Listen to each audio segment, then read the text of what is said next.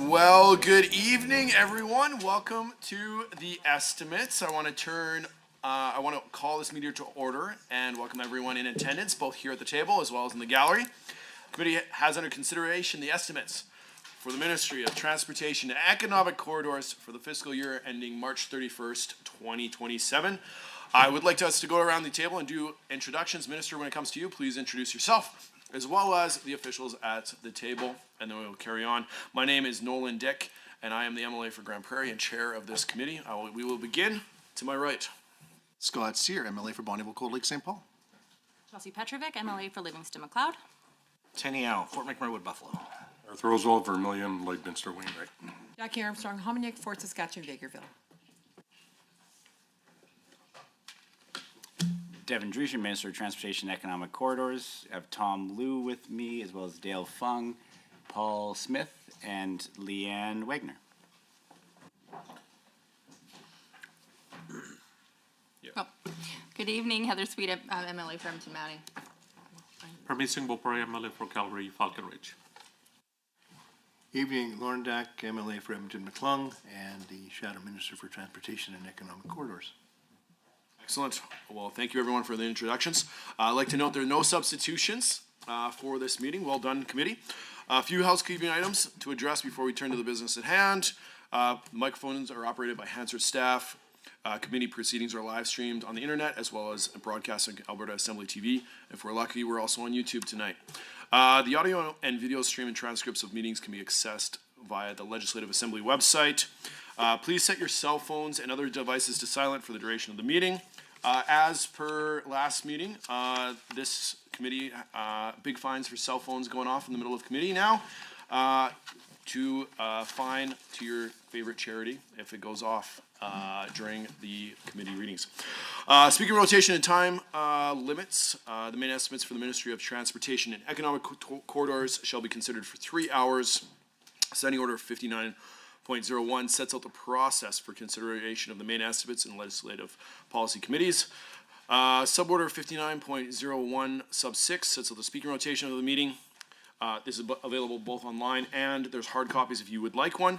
And you can go from there. Blocks of speaking time will be combined back and forth only if, or either block time or back and forth, depending on if both the member and the minister agree. Should you have any questions, email the clerk for further clarification. What I would like to do now, with the agreement of the committee, we will stop for 5 minutes about halfway through for a bathroom break. However, the 3 hour clock will continue to run. Does anyone oppose having a break? Perfect. We're going to have a 5 minute break about halfway through. I'll call that when I feel like that's needed or when I need it. Ministry officials who are present may, at the direction of the minister, address the committee. Ministry officials seated in the gallery, if you go up to the mic and the podium, please make sure you introduce yourselves and then comment on the proceedings. For those in the gallery, pages are available to deliver notes or along the edges. That's why we have pages here. Please don't approach the table at all. That is the page's job to pass information. Points of order will be dealt with as we go, but because we're amazing at this, I'm sure there will be none at all, and the clock will continue to run during that time. Any written materials will be tabled by the minister in the assembly for the benefit of all members, not just ourselves. Finally, the committee should have the opportunity to hear both questions and answers without interruption during estimates debate. Debate flows through myself, the chair, at all times, including instances when speaking time is shared between a member and the minister.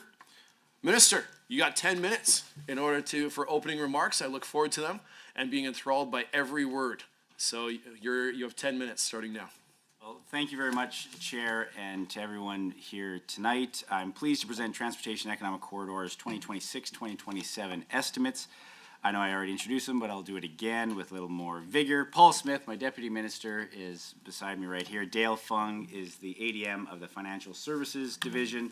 Tom Liu, to my extreme left, is the Assistant Deputy Minister of the Construction and Maintenance Division, and Leanne Wagner is the Chief Operating Officer and Assistant Deputy Minister of Capital Planning, Grants, and Engineering Services Division. Other senior department officials in the room with me tonight are Mary McDonald, the ADM of Strategic and Integrated Service Division, and Lynn Vardy, the ADM of Traffic and Safety Services Division. Please don't make me ask publicly which one is my favorite, because they all are. But on Budget 2026 is focused on obviously what matters. For transportation and economic corridors, that means building for growth, maintaining what matters, and investing in the infrastructure that drives jobs, opportunity, and our economy. Transportation economic corridors, also known as TEC, plays a key role in contributing to Alberta's economic, social, and environmental vitality by providing a safe and efficient transportation system. Our department's 3-year capital plan totals $8.3 billion. Of this, more than $5.1 billion is being invested in projects in rural areas, while $1.7 billion and $1.5 billion is being invested in Calgary and the Edmonton regions, respectively. Our capital plan includes $2.8 billion over 3 years for capital investments for the planning, design, and construction of major provincial highway and bridge projects. Approximately 75% of this investment is for existing or planned economic corridors. Major projects in the province include nearly $208 million over 3 years to improve safety, provide better access and egress, and reduce congestion, including the following projects where construction funding has been approved. Replacement of Highway 33 bridge over the Athabasca River at Fort Assiniboine, the Highway 2 interchange at Cardiff Road just north of Edmonton, Highway 58 base paving, and 2 projects on Highway 686, the Highway 686 extension between Fort McMurray and Peerless Lake, and base paving between Highway 88 and Peerless Lake. We are continuing to invest in enhancing our economic corridors across the province, including $431 million over 3 years to complete projects such as Highway 3 twinning between Seven Persons and Medicine Hat, and Highway 11 twinning between Sylvan Lake and Rocky Mountain House. The department is also planning to address future needs to address the province's economic corridors. We've allocated $193 million over 3 years for more than 50 engineering and design projects across the province. Once the design is complete, the project scope is more defined and the construction cost estimates is more certain. And then TEC will be requesting construction funding in future budgets following that. In Calgary, we're continuing to invest in major improvements to Deerfoot Trail with $265 million allocated over the next 2 years, when it will be completed in 2027, saving drivers about 900,000 hours of driving time. Our capital investment also includes $180 million over 3 years for water management and flood mitigation. Now that the Springbank off-stream reservoir is in operation starting just last year to protect communities along the Elbow River from large-scale flood, we continue to advance the Ghost Reservoir infrastructure project, which will be designed to help reduce the impact of flood and drought on the Bow River and nearby communities. Nearly $6 million is allocated in 2026-27 to advance engineering, design, and planning for this project for regulatory approval. In addition to capital investments in new infrastructure, we are continuing our work to preserve and extend the life of provincial roads and bridges. We are dedicating $77 million over 3 years to support the replacement of low volume and aging bridges in rural areas all across the province, helping to improve travel and support economic development. Budget 26 includes an increase of $234 million in funding compared to Budget 25 for capital maintenance and renewal, or CMR. A total of $2 billion is being allocated over the next 3 years for CMR to rehabilitate key highways. Investing in paving rehabilitation can extend the lifespan of highways by about 20 years if done properly. Increasing this investment in maintaining our existing infrastructure demonstrates how we are making responsible choices in Budget 26 to ensure taxpayer dollars are spent wisely. For highway maintenance, which includes safety-related activities such as snow removal, line painting, and pothole patching, Budget 26 provides $455 million in funding for just this year of 26-27. The department is investing $36 million in 26-27 on traffic safety services by leading programs that improve traffic safety, and reduce serious transportation injuries. The programs include driver training, education testing, compliance for drivers and commercial drivers, driver competency, regulatory compliance, and pre-entry to help new commercial carriers meet national safety code requirements. The capital plan includes $3.3 billion over 3 years in capital grants to help municipalities build much needed local roads, bridges, water and wastewater, and transit infrastructure. A total of $614 million in capital grants will benefit rural communities across the province, including $104 million dedicated to the Strategic Transportation Infrastructure Program that allows smaller and rural municipalities to maintain and improve local roads, bridges, and resource roads and community airports. Budget 26 also includes $442 million in grants to municipalities for new water and wastewater systems. Funding over 10 years of Federal Canada Housing Infrastructure Fund, also known as SIFT, is not required in Budget 2026 at this time, as negotiations between Alberta and the federal government to finalize this agreement are ongoing. In other grant funding, we are continuing to provide support for light transit rail projects in Edmonton and Calgary. Our total provincial commitment continues at $3 billion over multiple years, of which $1.53 billion is for the Calgary Green Line LRT, which I'm sure there'll be lots of questions on, and $1.47 billion is for Edmonton LRT projects. The federal government has provided matching funding for under the Investment in Canada Infrastructure Program, and Budget 26 also maintains our commitment to supporting Calgary's Blue Line LRT Northeast Extension in Calgary, with $51 million in funding being provided over the next 3 years. As well, Budget 26 also includes continued support with $3.9 million allocated over 3 years to the City of Calgary to develop a new transit solution that will connect the Calgary International Airport Terminal with the Blue Line Extension Station. We are also moving ahead with the first steps towards a passenger rail network for the province based on the findings of Alberta's Passenger Rail Master Plan.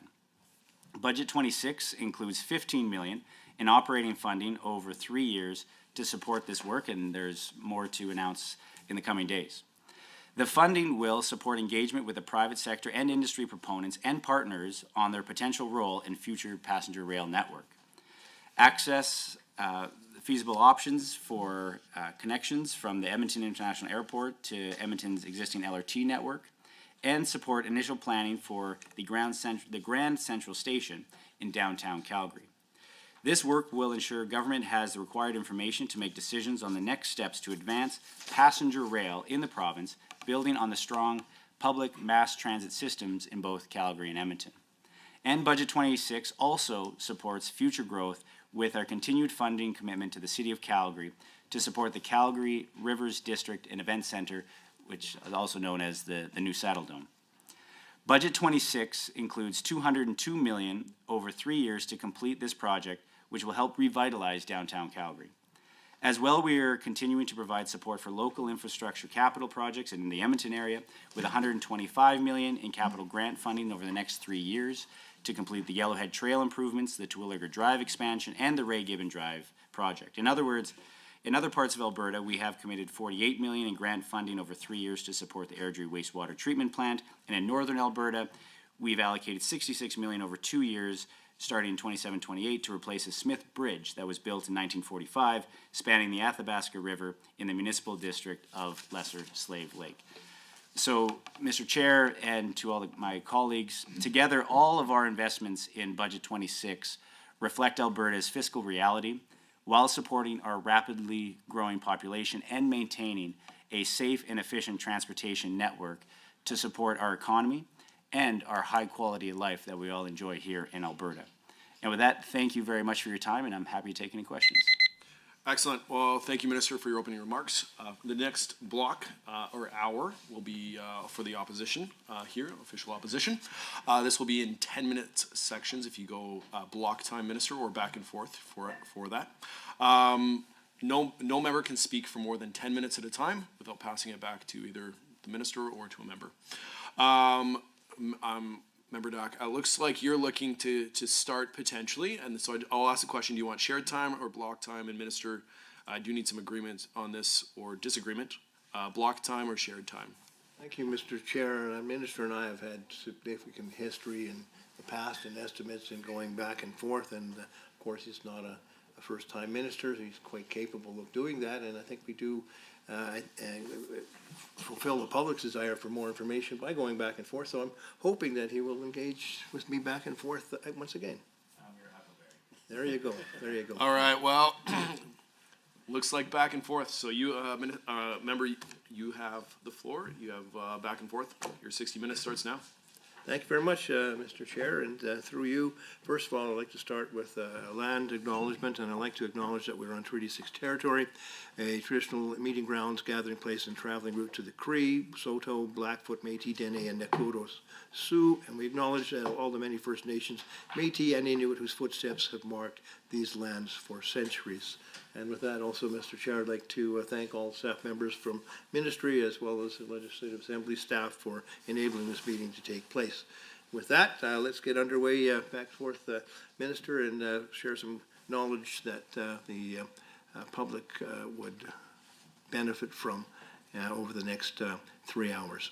So, starting, Minister, with highway infrastructure and maintenance questions, government estimates, page 239, and 11 and 11.1, highway rehabilitation, and business plan on page 170, looking at performance measures and so forth, physical condition of provincial highway surfaces, and the rating of provincial highways chronically being 27% fair and 14% poor, and that number hasn't really changed over the years.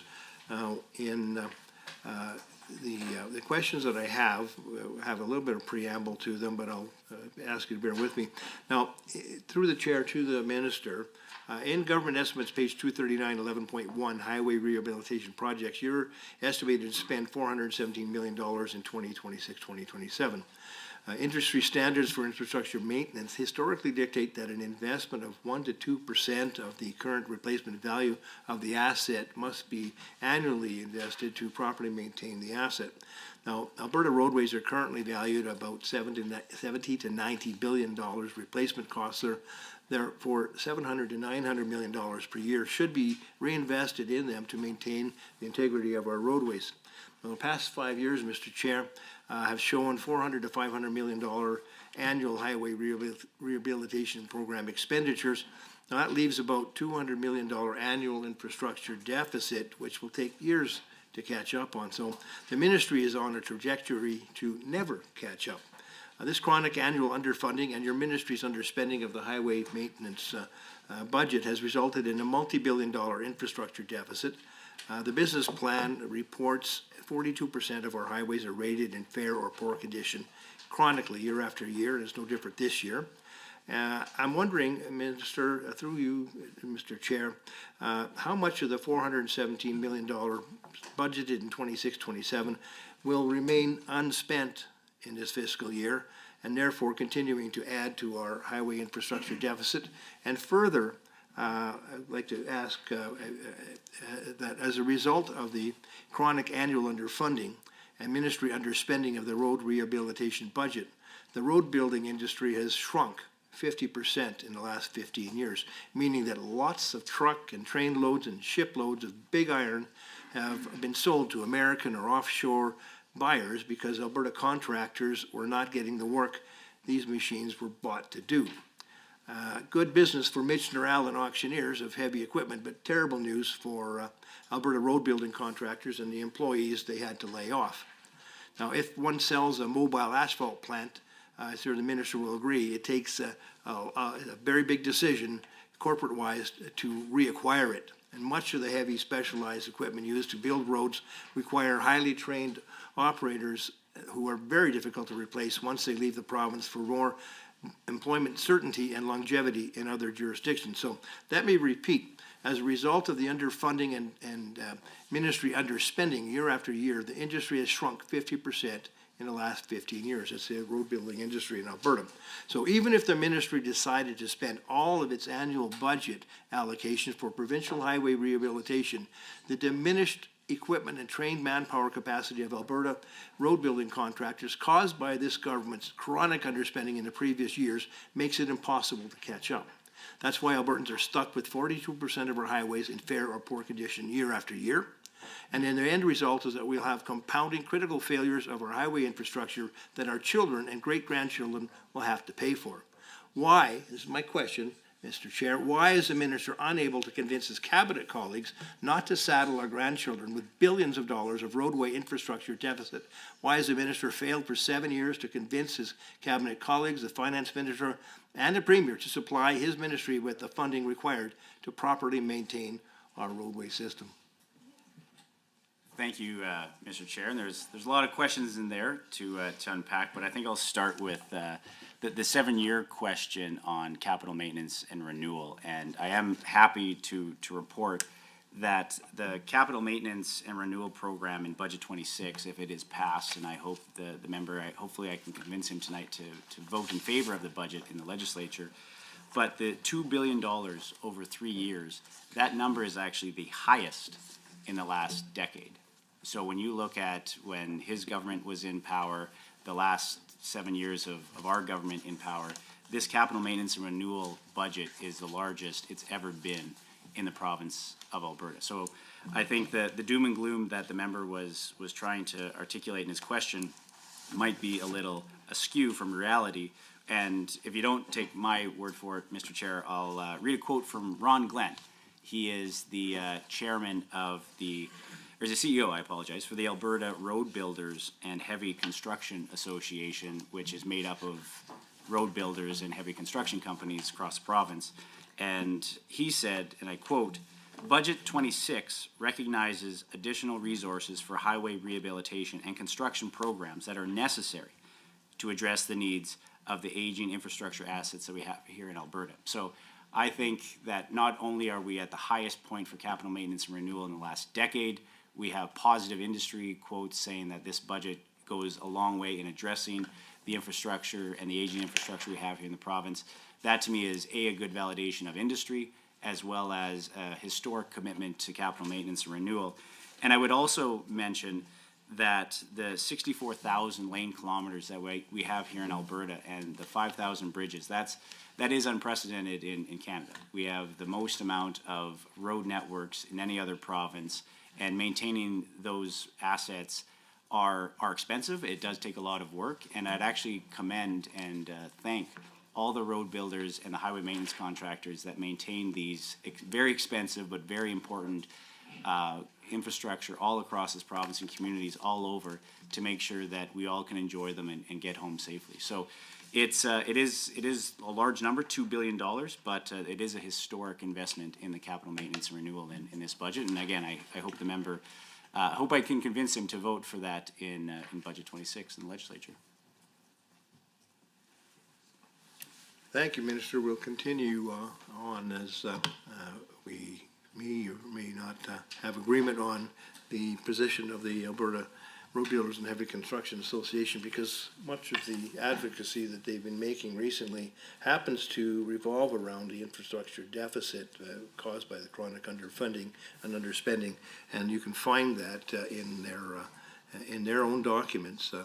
So I encourage you to do so. I wanted to continue on in this vein and ask about traffic safety programs, which you'll find references to on page 171 of the business plan funding for traffic safety programs. It's being slashed by $21.9 million from $58.3 million to $36.4 million. That's a pretty drastic 38% cut in traffic safety programs, Minister. And through the chair, Minister, further decreases of $2 million are projected for the next 2 years as well. What has the ministry decided to sacrifice in terms of traffic safety to satisfy the finance minister's needs for cash? Like, what's being cut as a result of this pretty drastic cut to the traffic safety budget? what's being replaced, or how is it being replaced, if at all? And how are those measures being funded?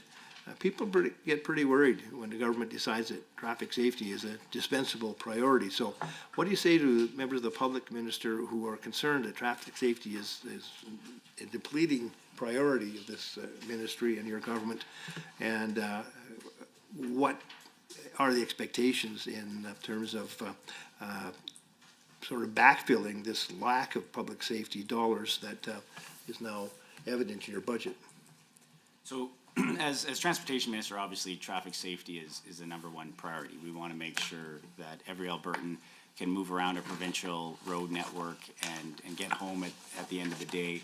So obviously, traffic safety is very important, but something that is unique to us in Alberta is the partnerships that we have to have with municipalities. So something that Budget 26 has is a $13 million fund that actually works with municipalities when it comes to intersection safety improvements and engineering dollars to make sure that if there is a chronic problem area, even within a municipality, that the province will be able to have infrastructure dollars going to that municipality to help redesign an unsafe intersection or an unsafe roadway. And that the physical alignment and change to some of these unsafe areas is the best way to make sure that we can improve traffic safety on our roads.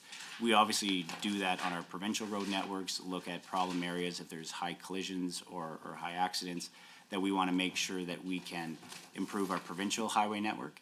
And a lot of that does go through our capital maintenance and renewal, as well as our highway widening and twinning programs as well, to make sure that those areas are safe. But there is a dedicated, You said it's the best way. How did you determine that that's the best way to maintain safety, rather than the funding that you had in place? Now it's being devolved into a situation where you're looking at problems that as they occur and then addressing them with each municipality. I mean, is that a cheaper way of doing it? And is that the only reason you did it? Why?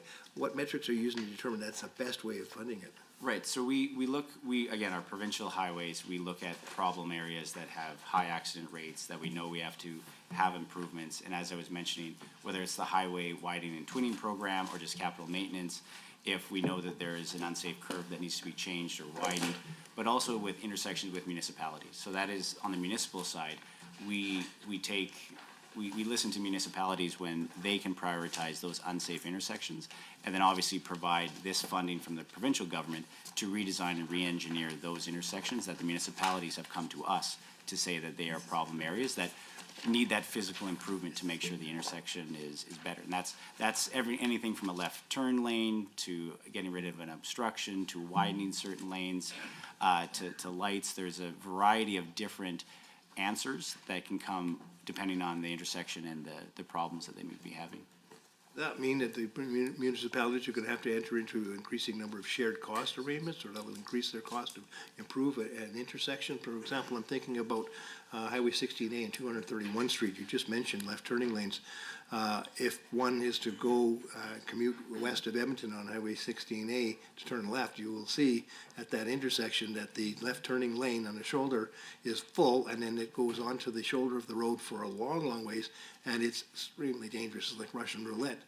Because there's people are waiting to turn left at that intersection, and it's been a complaint of people for a long time now, and I don't know why it's not on the provincial construction program this year, but that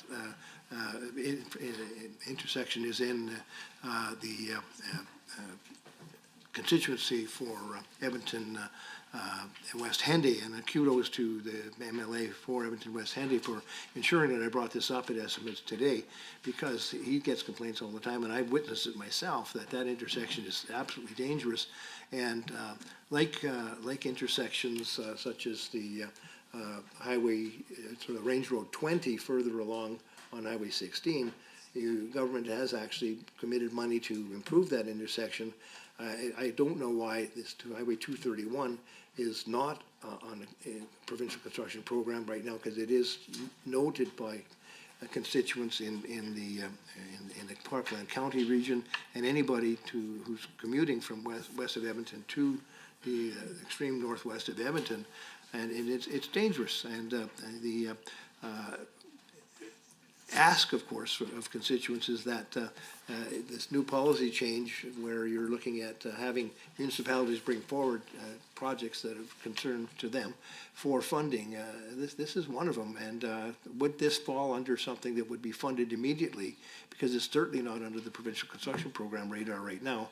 And I'm sure the minister is aware of this particular intersection. So let's focus on 231 and 16A at the moment, okay? Sure. No, thank you very much. So the funding for 16A is actually in Budget 2026 capital plan. What they're looking at is a set of lights there to make sure that intersection is a lot safer. And you're absolutely right. That was one of the problematic areas on our provincial highway network. So again, working with the community around there to know what a design would make that safer. And in this case, lights was the best way going forward. So like I said, there's a lot of, that's not a municipal grant. That wouldn't fall under the 13 million that I was talking about for municipalities to be able to apply for a grant, because 16A is on our provincial highway network. That's just something that's straight up, we would talk with the municipality, but we want to be able to fund directly, and the lights, budget for a set of lights at that intersection on 16A is part of our provincial budget, and Budget 26. Roadway, and I'm not knowledgeable enough, perhaps you get one of your staff members to help, but that $13 million, it's not gonna go very far for very many projects. It may cost that much to put lights in at that intersection, so how much would it cost to put lights in at 231 Street to make that intersection safer?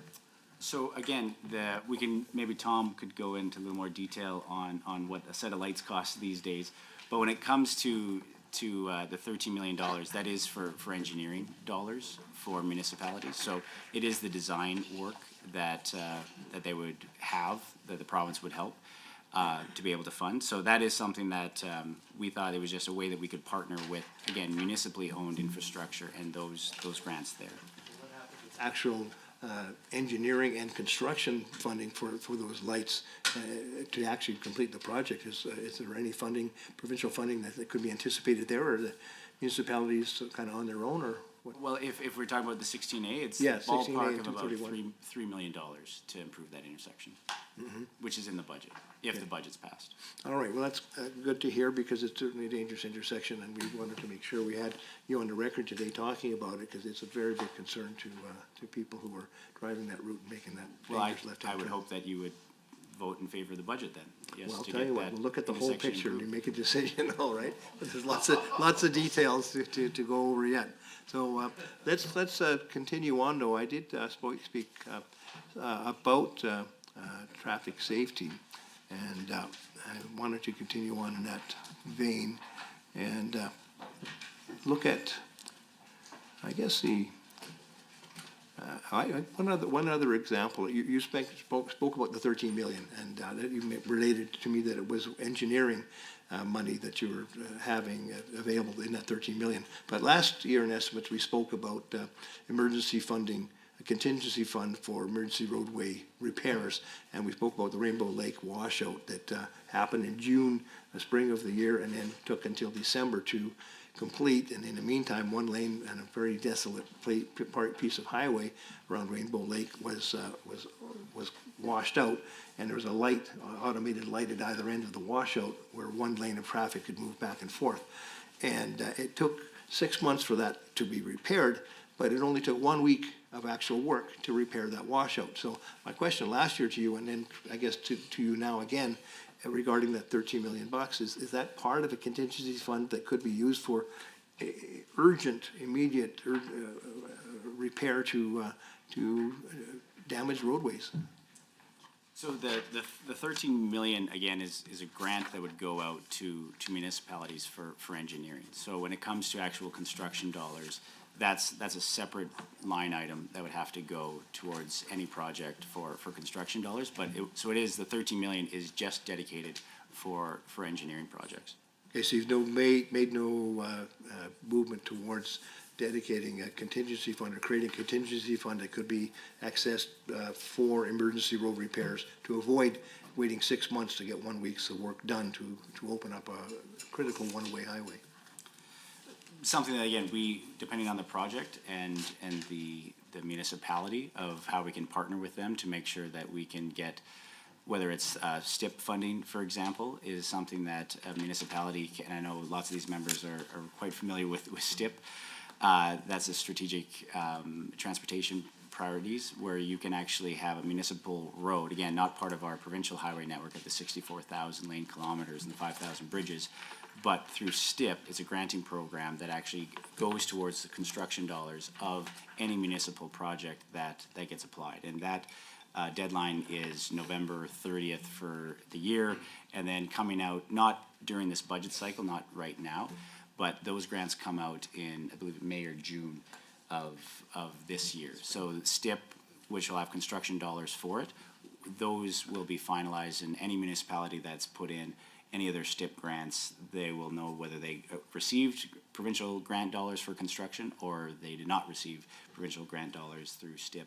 Okay, well, thank you for clarifying, Minister. Just one supplemental to speak about the cut in traffic safety programs. Once again, now, we're seeing very large increases in speeding incidents, with increases in excessive speeding being the primary concern, expressed even by police associations in the province.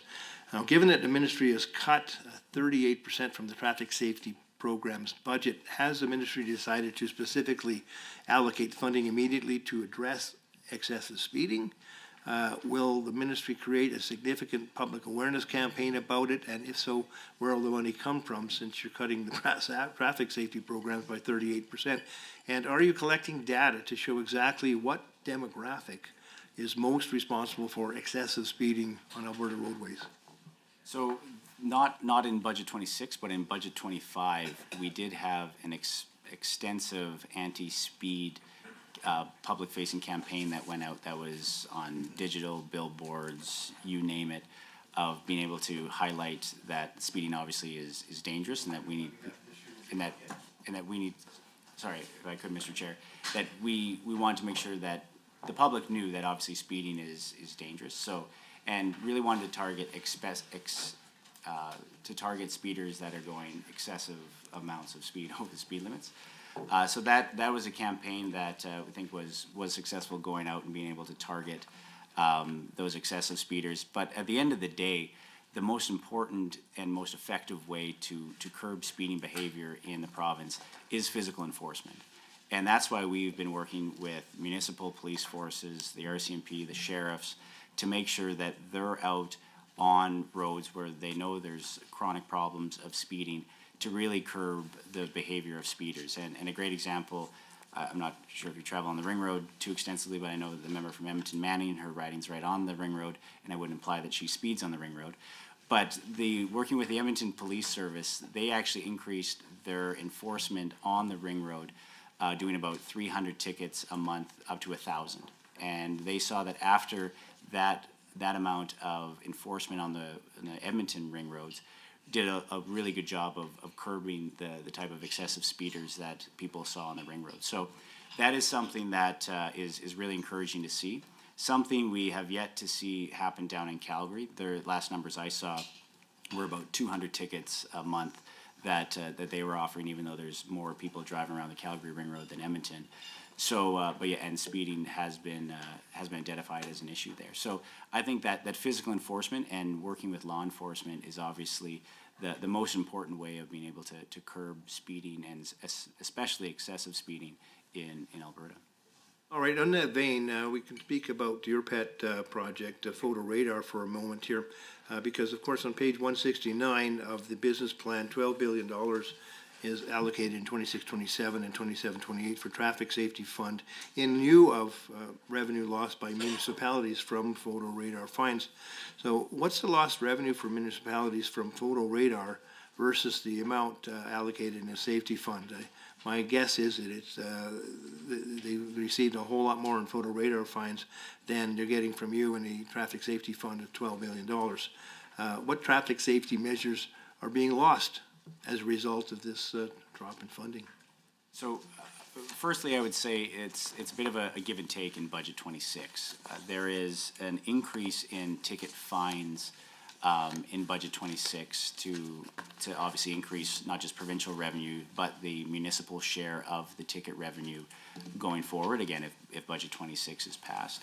And just on photo radar, obviously the government's stance is to make sure that photo radar is used in the most appropriate areas, and that's in a school construction or playground zone, but not to be used in fishing holes or areas where it is clearly identified as an area where you could have speeders that are going down a hill or having a surprise type of very safe intersection, but yet is a high cash cow revenue generation area. So that is something that this government wanted to make sure that there was confidence in the use of photo radar in Alberta, and the use of photo radar in school construction and playground zones is something that we've received overwhelming support from Albertans.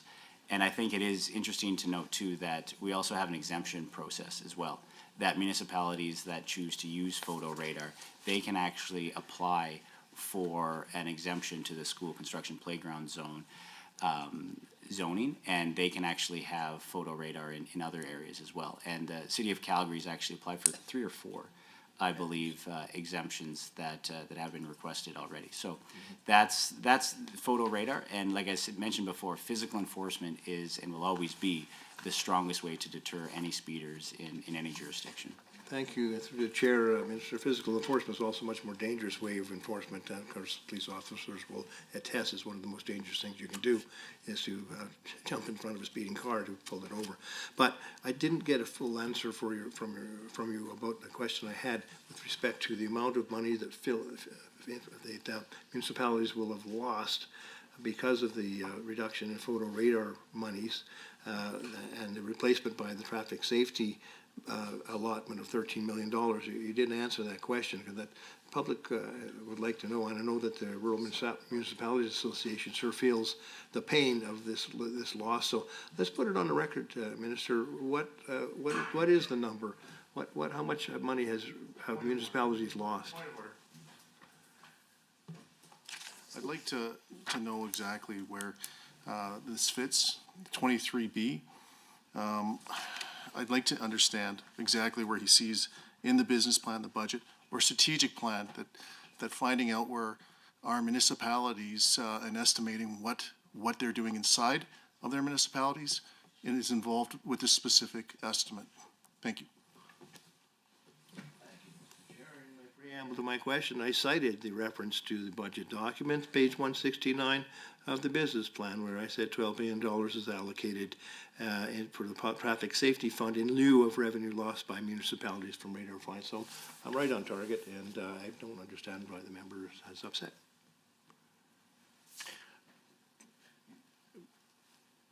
Appreciate that, members.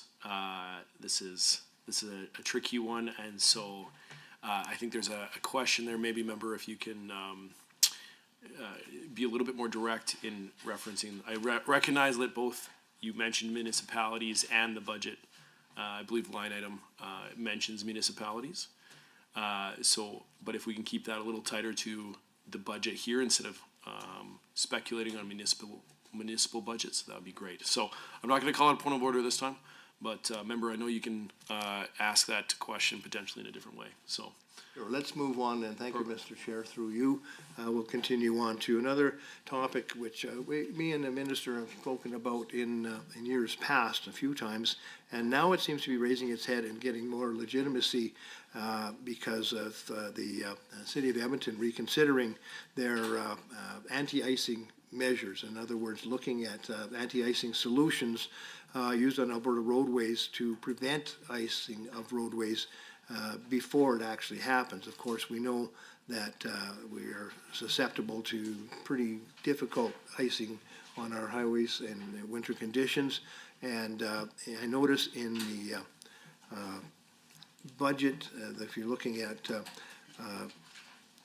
the procurement and the business plan in regards to winter maintenance, on line 4.3 on page 240 of the estimates, Mr. Chair, the acquisition of salt, sand, and gravel is mentioned, no mention of saline brine solutions to prevent road icing in the first place. It is not included in the list of materials. So I know in the past, Minister, you've been sort of dismissed or been dismissive of the use of saline solutions sprayed on roadways to prevent icing.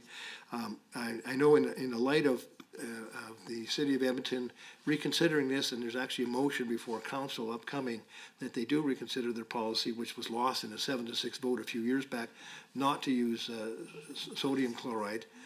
It did, interestingly enough, not prohibit the use of calcium chloride, but none of that solution was used by the city on the roadway. So I've heard, and I wish the minister would confirm, if the ministry is now reconsidering their policy on the use of saline solutions, whether it be calcium chloride or sodium chloride, with proprietary additives by two companies that I know of in Alberta that do it, and making use of a huge reservoir of the brine solution that's up around Athabasca, and local companies to keep Alberta roads safe. As I said before, we can keep Alberta rat-free. Why not keep our roads ice-free? And use that as a slogan to keep attracting people to Alberta, Minister. Thank you, Mr. Chair. And I know there's a point of order called on on the member's previous question, but I would just like to reference, even though it is in the justice estimates going forward of the fine increase that, again, budget 26 would have. So it is in justice's purview over ours. But the fine increases that I had mentioned, the projections, again, these are projections because people actually haven't sped yet in 2026 and the fines aren't in place. But the projection that we have is about a 23% increase in fine revenue to municipalities. So that's something that's about $75 million to municipalities just with the increase in fines. But again, photo radar, as I've said numerous times, especially in the public, photo radar should never be about revenue generating. You should not be balancing a budget. You should not be setting a budget based on photo radar revenue or ticket revenues. If something is important, you should make sure that you balance your budgets and you allocate appropriate funds for those types of initiatives. So to answer your question, even though it's in Justice's estimates and the member from Bonnyville Cold Lake, I think was appropriate, and the chair did a good job of calling a point of order on something that's outside of our purview when it comes to revenue projections for municipalities. But that, just so the member is aware, that's where that projection lies. But then when it comes to winter maintenance, it is an art and a science to make sure that certain products work at certain times and certain temperatures. So whether it's saline that can work at certain temperatures, I think -7 is kind of that magic, -12, I apologize, is the magic number of when those types of applications are effective or not. Even I get lots of calls in my office about even sand grittiness. Some people think we put gravel on the roads during the winter. We don't. It's sand. But there is a coarseness issue for that, in that if it's too light and too fine, obviously during winter storms, the wind blows. If it's too light and too fine, it does just blow straight off the road once it is put down. So having some weight to it is obviously important for extra grip on the roads to make sure they're safer. So it is an art and a science with our snowplow and our highway maintenance operators to make sure that they can best maintain our roads in the winter to make sure that everybody can drive safely on them. All right, through the chair, once again, Minister, I'm hoping that given the city's probable revisiting of the policy of using brine solution on their roadways soon, and also given that the ring roads around Edmonton and Calgary, the contractors, some of them use the brine solutions already. Many municipalities and counties in this province use brine solutions as a preventative measure to prevent ice from forming. Would the minister commit to further investigating and informing himself about the effectiveness of brine solutions on Alberta highways where they're being used right now? Because I think there has been new information, Minister, which would refute what Mr. Liu has been saying about the effectiveness at a lower temperature. So I'm hoping that there will be an open-mindedness to considering this, because we recently looked, and we get snowfalls every year on Highway 2 and other places, which could potentially have been stopped from forming ice on the road had this preventative solution been applied. So why not have a pilot program that really definitively looks at Alberta as a good candidate for using brine solutions to prevent ice from forming on the roadways, and have an open mind about it, because I believe the evidence is that it would be very, very effective, and I think over time, Minister, the data has changed, and it deserves a relook, and there's evidence right here. We've got municipalities using it right now, so let's take a look at that data and find out what their experiences are. Well, I can commit to you that we will have an open mind when it comes to different technologies, and obviously new technologies come all the time. And obviously working with municipalities to see what work in their applications is something we can definitely look at. Obviously, Highway 2 is different than municipal streets, so there are some different changes there when it comes to winter maintenance. And I have heard and I've driven on Edmonton roads during the winter. Sometimes they're not the greatest, and we've actually had lots of calls into our office saying, why is the Edmonton Ring Road plowed and the Edmonton city streets are not plowed? So I do think there's maybe lessons learned from provincial side and also municipal side when it comes to improving winter highway and winter road maintenance. All right, well, let's move on to another topic, Mr. Chair, and that is involving a roadway that used to be my commuter highway. I had an acreage property in Parkland County for a few years, and I commuted from the west end there using Highway 628.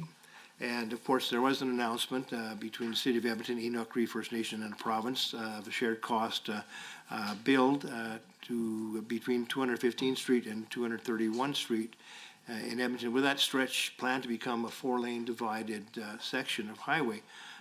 The 2026 provincial construction program indicates that Highway 628 between Range Road 274, the western boundary of Spruce Grove, to the Edmonton corporate limits will have grade-based paving and reconstruction realignment design work done to improve connections between communities, aka Edmonton and Spruce Grove. So I'm wondering, Minister, if this design work that's now contemplated in the provincial construction program contemplate that the new road, the new 628, will be constructed as a 4-lane divided highway all the way from 231 Street to Range Road 274. In other words, will it dovetail with the 4-lane divided highway that the three-party agreement has announced that it will be up to 231 Street? Will the province's design work contemplate making sure that the extension of 628 beyond 231 Street all the way to Range Road 274 and the western extremity of Spruce Grove actually be 4-lane divided highway?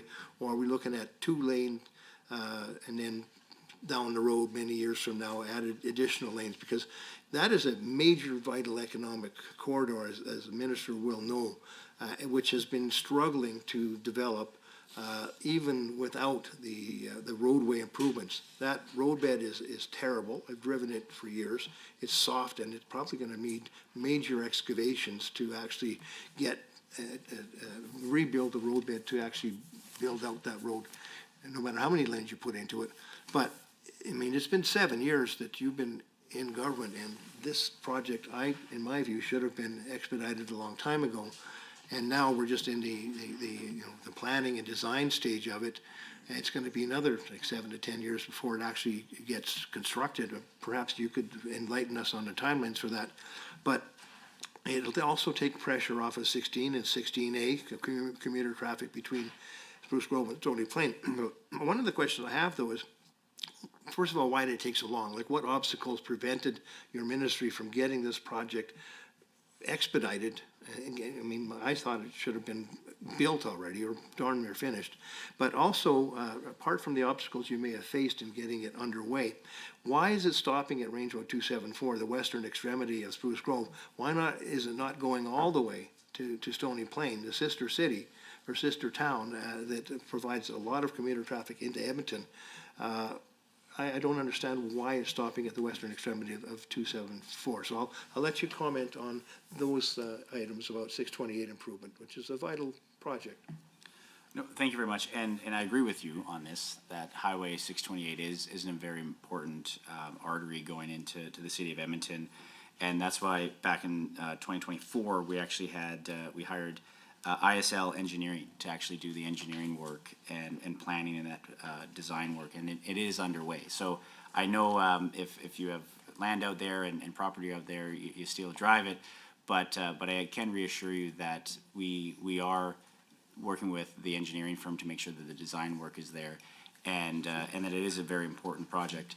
When it comes to just the priorities after something is consulted, the construction dollars obviously get spread out once something is designed. And so once that design work is completed and finished, the hope would be that we can get the construction dollars. But on the west side of Edmonton, as you pointed out, is had extreme amounts of growth. And the Terwillegar project that the province is chipping into the city of Edmonton to make sure that Terwillegar Drive is getting extended out to the west side of Edmonton, as well as I think it was 120 million for the widening of the ring road going around Edmonton on the west side, something that wasn't planned for a decade to come, but was sped up due to the huge population growth in that area of the city and on the outskirts of the ring road. So there have been tremendous amount of Edmonton area projects and infrastructure dollars, but as I mentioned, we have to make sure the engineering dollars are committed and that the engineering gets completed, and then obviously construction then follows afterwards. But you are right that 628 is an important project. All right, thanks, Minister. And through the chair once again, one other highway construction project that seems to be delayed, but there seems to be some money each year in the budget for some kind of planning on it. But now it appears as though it might actually be getting some action, but it's piecemeal. And that is a road that I drive whenever I can, because it is quite scenic, but it's also fairly dangerous. Is that the curving Highway 1A between, let's say, Canmore and Cochrane. And that apparently has got some money dedicated to pieces of it, but I don't quite understand exactly what's going on. In the capital fiscal plan, Mr. Chair, 26 to 29, Roads and Bridges, page 106 and 114, includes $65 million for Highway 1A upgrades near the Stoney First Nation for road widening and the Cochrane interchange with Highway 22. But I don't exactly understand where how that is divided up. What exactly is the $65 million intended to be spent on? And can we expect Highway 1A to be upgraded and widened from Exshaw to Cochrane? Or how are you prioritizing the different projects on 1A? It ultimately, I believe, will end up being a total reconstruction of Highway 1A, because it, I think, is needed. Is it not the intent to build or rebuild 1A over time? What's the long-term plan for Highway 1A between Exshaw and Canmore, and then Canmore to Cochrane? So again, you've identified another really important highway project and something that we as provincial government want to prioritize. And we have been working with the Stoney Nakoda First Nation in that area to make sure that this project is prioritized and gets built.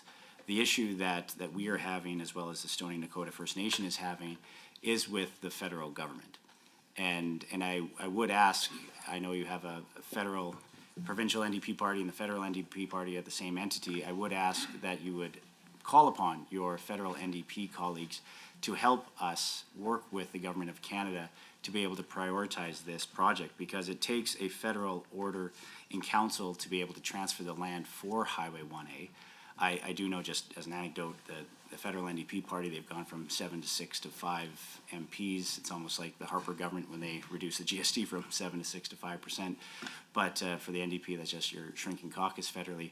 But the fact that you do have members in Ottawa, it would be good if the NDP could help that cause, and maybe you could convince some of your federal MPs to advocate for the federal government to move on that land transfer. We're always ready to help benefit Albertans and Canadians, and Minister. So let's continue on. One other highway construction project through the chair, Minister. I think we talked about 231 Street and Highway 16A, and we're looking at redoing that intersection possibly with lights. But let's move on to something fun. That is LRT connections to the Calgary and Edmonton airports planning. Now, in the reference to the business plan, page 167, outcome 1, key objectives, item 1.5, facilitate growth and development of Alberta's airports, particularly the initiatives supporting key objectives. You have, I think, mentioned 1.3 billion in provincial funding and 1.1 billion in federal funding. I'm wondering how much of that funding is earmarked for the Blue Line extension or expansion up to 88th Avenue beyond to the north. So specifically in Calgary for the Blue Line is 51 million. And it is a commitment, obviously, by this provincial government to help both Edmonton and Calgary extend their LRT network. The Capital Line here, Capital Line South in Edmonton, it was actually, I think it was just last year, went out to announcement with the Edmonton City Councillor in that area to extend the Capital Line in Edmonton farther, closer to the airport. And and obviously the Blue Line, when it finally ties in down in Calgary to the airport, is very important.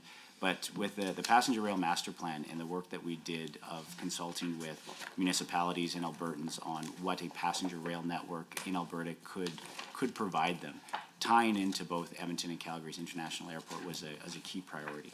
So I think that the LRT networks to tie into the airports obviously is a natural conduit for any potential future passenger rail line to tie into the airports as well as to both Edmonton and Calgary's LRT network. So it is a priority. We have put in hundreds of millions of dollars of investment into connecting into the airports on both sides of Highway 2, both Edmonton and Calgary. And I think you'll be quite surprised to see what the passenger rail master plan looks like and how private sector rail proponents can be able to tie in both of Alberta's two largest cities. Could you expand on the hundreds of millions of dollars you just mentioned that have gone into the development of airport to downtown connectors or LRTs? Because I'm not sure where that investment is actually visible now for Calgary and or Edmonton, because the line, the Calgary connector line, which would join up with the extension of the Blue Line, is a figment of people's imagination right now. It's still years away. And you mentioned that there's some planning with getting the Capital Line extended further closer to the airport, but there's still no real decision made yet as to how the rail connection will be made from Edmonton to the Edmonton International Airport. There's still questions about whether it be heavy rail using CP right of way and having to cross Highway 2, or whether it will be LRT using an extension to the south of the Capital Line. So I'm not quite sure where you spent these hundreds of millions of dollars to extend LRTs to our major cities' airports. Could you please give us some detail on that and let us know when you spent those hundreds of millions of dollars and what they were spent on? Sure. Capital Line South extension, $365 million just from a provincial portion of extending that closer into Edmonton's International Airport, so extending that line farther south. And as I mentioned, $51 million for the Blue Line extension that will eventually, with additional planning dollars, will tie into the new Calgary, or to the Calgary International Airport. And the planning for the Calgary International Airport is also really going to be interesting to see the Blue Line coming in, the design work, as well as any potential passenger rail line coming into the airport. So Calgary is more advanced in getting their LRT connected into the airport, but we want to make sure, and we have been working with both Edmonton and Calgary International Airport to make sure that any future passenger rail line stations can coordinate into their international airports. Understood. And through the chair, Minister, I mean, you just mentioned you spend hundreds of millions of dollars to facilitate the airport to city LRT connections. Yet what you've talked about as far as the investment for going in Edmonton was an extension of the Capital Line South. Well, that's to serve the city of Edmonton. It's necessarily not going to go to the airport. That's sort of serving Edmonton communities already. And then the $51 million in Calgary. That was an extension of a Blue Line, which is actually the LRT line, which may be going further north. But the actual connecting, like the Calgary connector and the road, the actual line that will go from South Edmonton to the airports are really not there. They're just sort of an idea right now. So this idea of the hundreds of millions of dollars have been spent on airport to city rail connections is not really accurate in my view, because there was just dollars that were spent on transportation lines serving the communities, which is fine, but I want to know what's going on with the actual planning and to get connections made between the airports and the city in both Calgary and Edmonton. As you say, Calgary is further advanced. I think we should be able to move at the same pace and get Edmonton up to speed so that both cities have a connection to their airport as soon as possible, either by LRT or other rail means. And I'd like to have some light shed on that. Sure. As I mentioned, a key point that we heard in the passenger rail master plan is to make sure that passenger rail connects into both Edmonton and Calgary's international airports. And obviously Calgary's airport being closer to its downtown core, the LRT getting that much closer to it, the provincial funding going into both the Blue Line as well as the Capital Line South, that parity is something that we've invested hundreds of millions of dollars into LRT in both Edmonton and Calgary. And the coordination that we have with both Edmonton and Calgary and the international airports when it comes to connecting a passenger rail station or an LRT station or a combination of both is something that we want to be able to plan and design. And I think there's a lot of excitement from Albertans and how that will look like. And the passenger rail master plan, again, I know there's some members that aren't within the highway to Edmonton and Calgary corridor, but 80% of the population of Alberta does live within that corridor. And I think that's what makes the passenger rail master plan very unique, of being able to possibly connect both Edmonton and Calgary and their international airports with a stop in Red Deer, and connecting them via passenger rail is something that I think has captured the imagination of a lot of Albertans. But if your point of will it take lots of planning dollars to get there, absolutely. It'll take a lot of coordination with a lot of different municipalities to be able to build and plan out what a passenger rail looks like and how it connect into both the airports.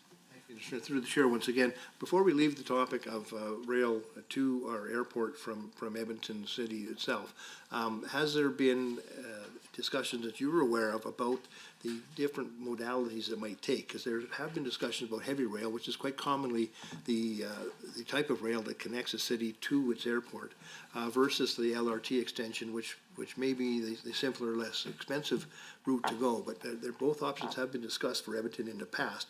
Are both on your radar, or is just the LRT extension from the Capital Line south to the airport the target that you have in mind for Edmonton's connection to the airport? So LRT projects obviously are municipal led. So we've been working with both Edmonton and Calgary on the Blue Line, Edmonton on the Capital Line South. Edmonton hasn't put forward an official ask for tying the LRT all the way down to the Edmonton International Airport. But again, as I mentioned, how we tie in the airports to downtown is something that is going to all be revealed in due time when it comes to the passenger rail master plan, whether that could be a possible private passenger rail line going from the airport into downtown to connect to the LRT within Edmonton, or if Edmonton LRT needs to come out to the airport. So there's still lots of planning and design work of which is the best way to go, whether stretching the LRT out or having the passenger rail come in.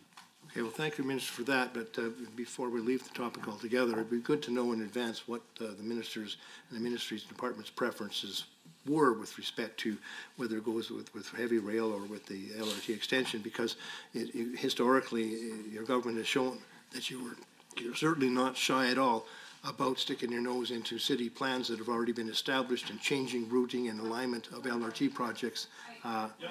Just 23B, there's a number of things here, but speculation on what the minister wants in terms of this. I think he's just suggested that there's going to be an announcement coming up, and I don't see a line item in the budget asking for the opinion, and also I found it quite insulting, some of the comments that were used, and I just think that the member opposite should, is it H and I, should potentially be careful with some of the comments that are made in this room. Member?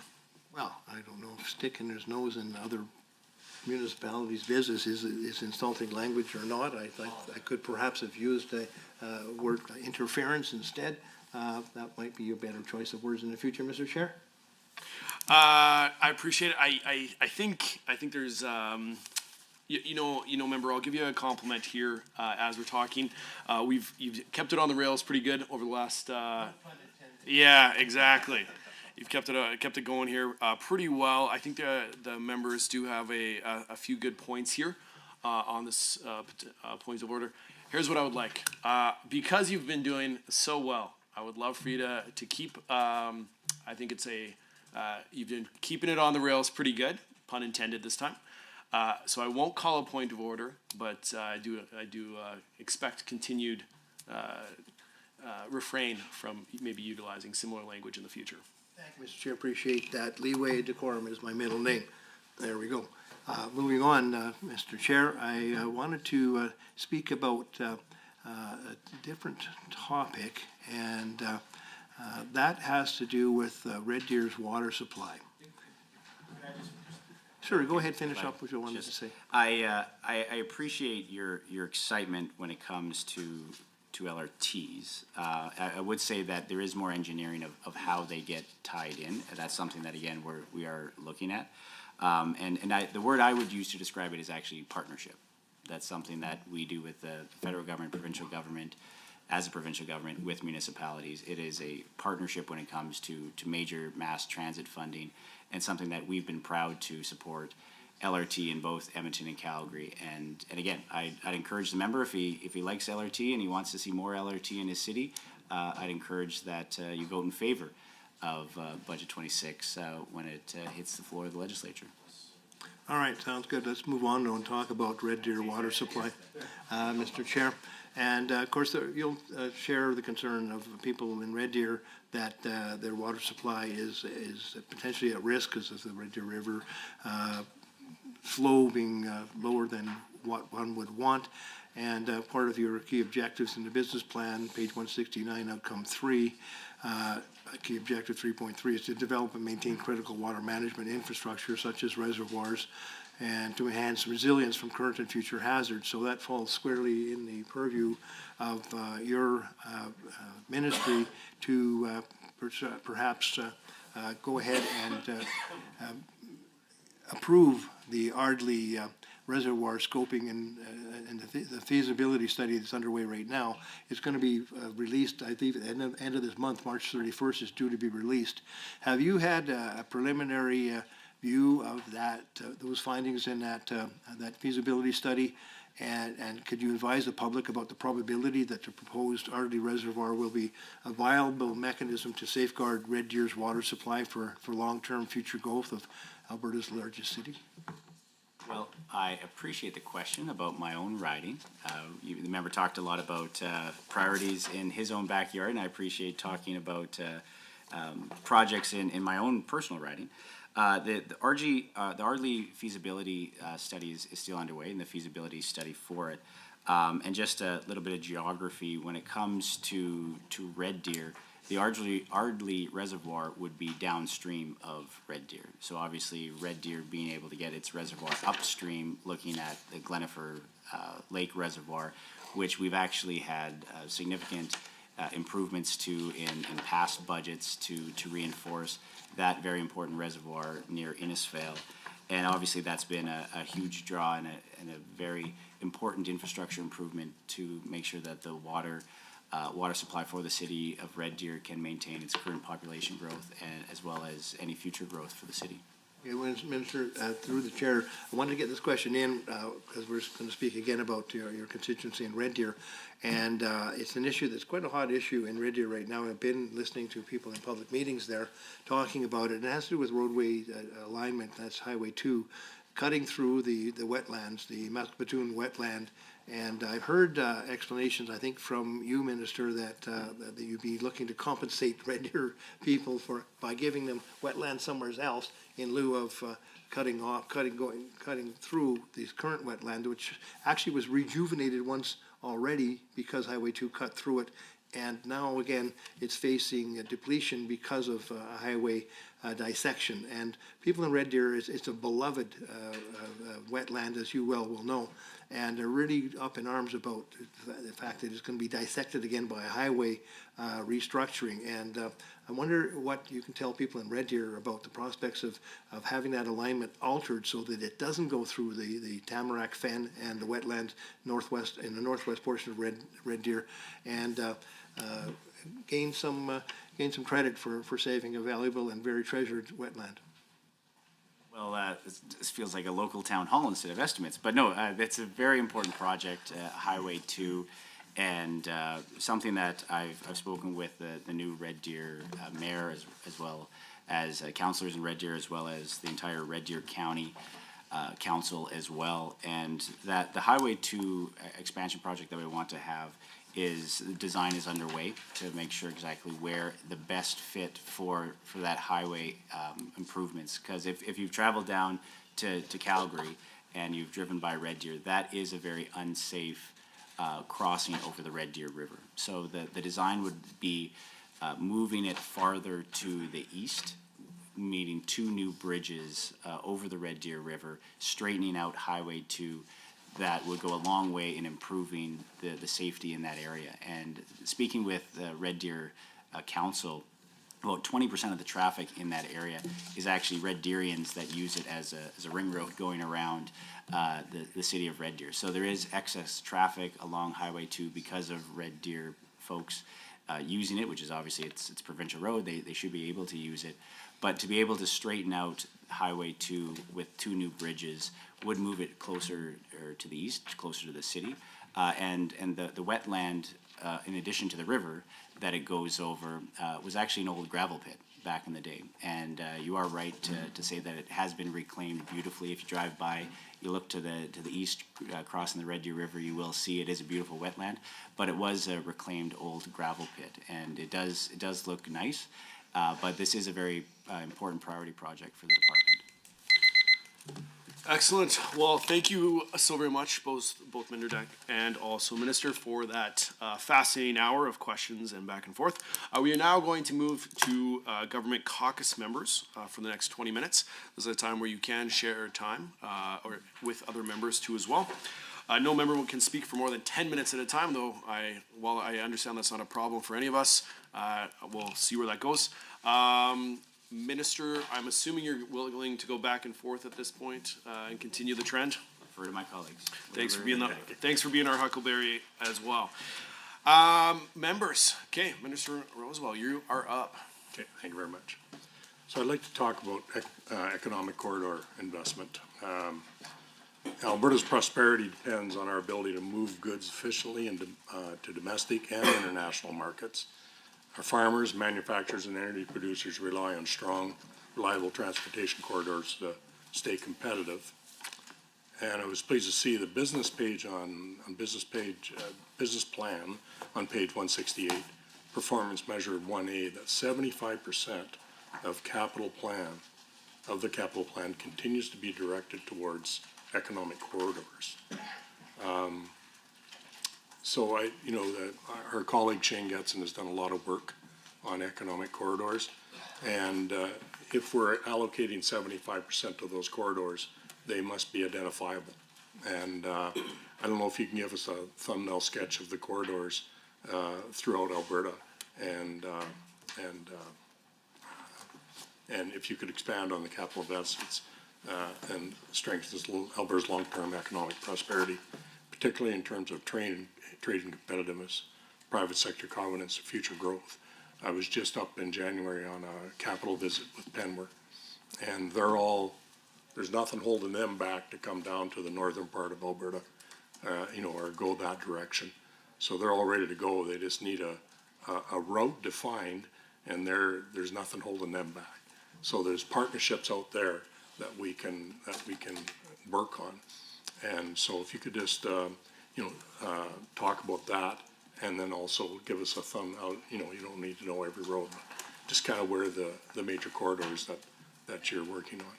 Well, first I'd just like to say I've seen you at Penwar, and you've done a great job representing Alberta and talking about the importance of economic corridors and increasing trade relationships with the Pacific Northwest, but as well as getting projects built across Canada. So I'd just like to thank you for all the important work that you've done. And there is a laundry list, kind of a thumbnail sketch of important highway projects. A great one close to here in Atchison is in Member Getson's riding is Highway 60 and the CN rail grade separation. The budget 26 actually has $116 million for the construction of that project, and that's obviously major CN line rail area, as well as a very heavy traffic with Atchison and the growing business community outside of Edmonton. But just to kind of sketch it for folks listening at home as well as to the committee, the Athabasca River Bridge 813 replacement project, the Vinca Bridge on the other side of Edmonton, on the other side compared to where Atchison is a major important bridge for the industrial heartland, where MLA Armstrong Hominick has done lots of advocacy work on. Upgrades to the Calgary Ring Road has been significant. Highway 3 twinning in the southern part of, looking at MLA Petrovic, near Highway 3 twinning is in the southern part of the province is obviously very important as well. Highway 11 twinning in my world, in an ideal case, to be able to build the House Pass essentially into British Columbia, extending out from the Rocky Mountain House, would be an incredible expansion of a major economic corridor. Highway 60, as I mentioned before, Highway 63 up to Fort McMurray. There's a twinning project for there as well for MLA Yao. I didn't actually have this in order of everybody, I apologize. But and 881 as well in the northern part with passing lanes there. So, and Chair, I think you might like this one.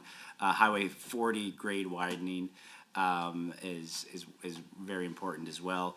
It's actually a little south of you at Hinton and Grand Cache, but very, very important segment. And Highway 686 is the grade base and paving and extension of Highway 686, and hopefully the eventual completion of a new road, new economic corridor over 200 kilometers long, which would extend from Fort McMurray going west towards Peerless Trout Lake, and essentially connecting Grand Prairie and Fort McMurray and opening up the northern part of the province's resources is a huge, big priority project, and something I've been very proud of the work the department's done with the First Nations up there to be consulting with them, talking with them, engaging with them in a meaningful way, where they're going out talking to their communities and are now asking us that everybody's on board. They want to see this project come to fruition. So that's been a really exciting project that we've been working on. And then Highway 2 again, which we just recently talked about,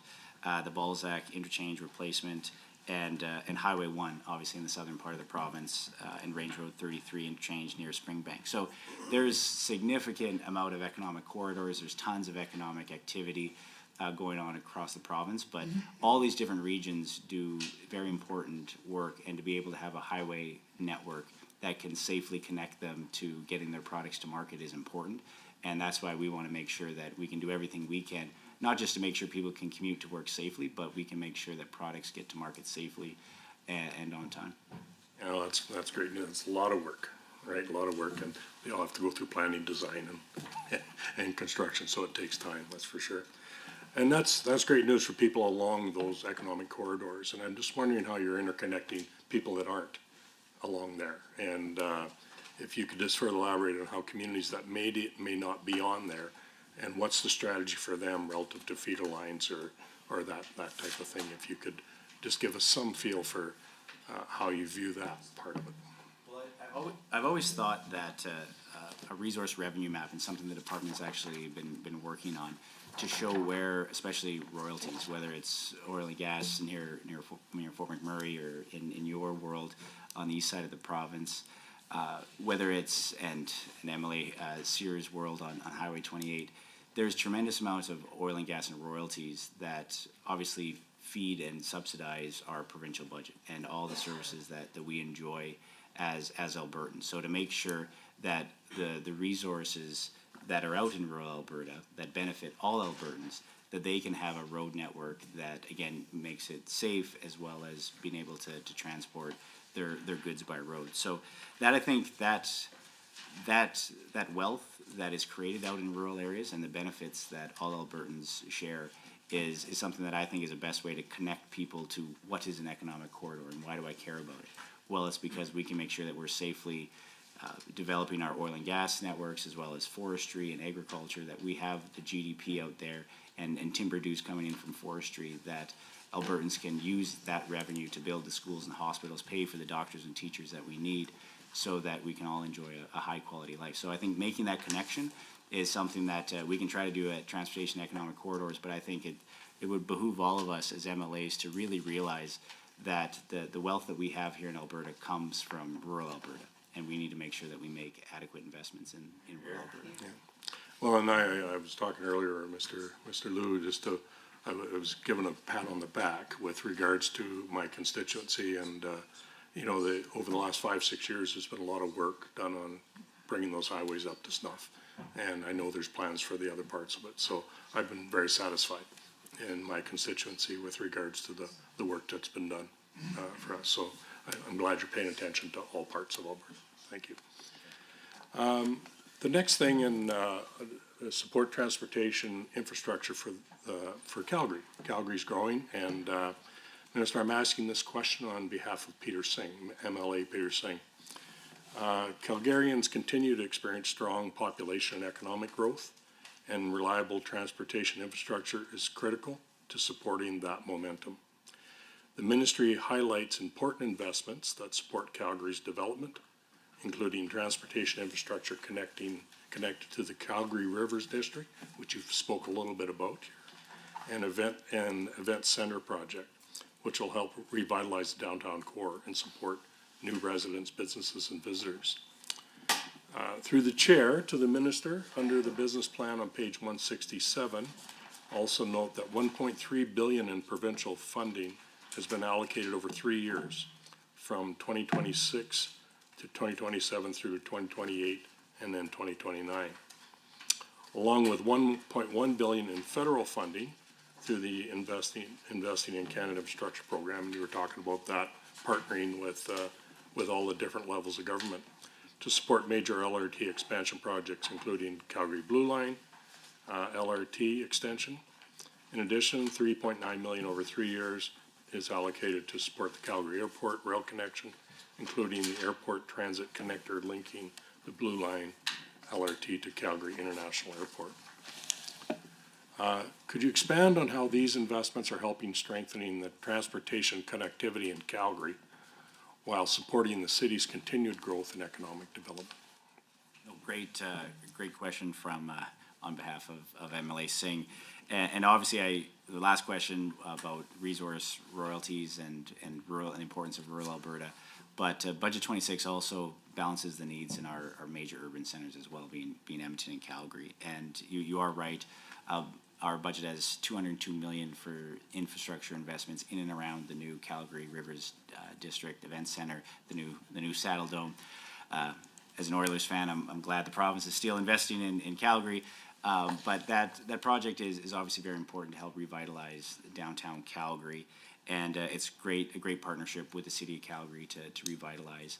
And that is also to the passenger rail master plan. That is, engineering work is underway to make sure what that will look like from a rail and a mass transit design work to be able to tie in to that new area and that new revitalization of downtown Calgary. So that's obviously very, very important work. And as was mentioned before, with the Blue Line getting that much closer to the airport in Calgary is very important. $51 million in this budget going towards that extension to be able to tie in, and then engineering work to work with the Calgary International Airport to tie in an LRT station at the airport, but also to leave room for a potential future passenger rail station as well. So obviously tremendous amount of investments into Calgary. One of the largest Calgary infrastructure investments we did and we completed 2 years ago, I guess now, was the West Calgary Ring Road. Finally tying in the Ring Road all the way around Calgary was huge. There's so many Calgarians benefiting, especially on the west side where that road completed.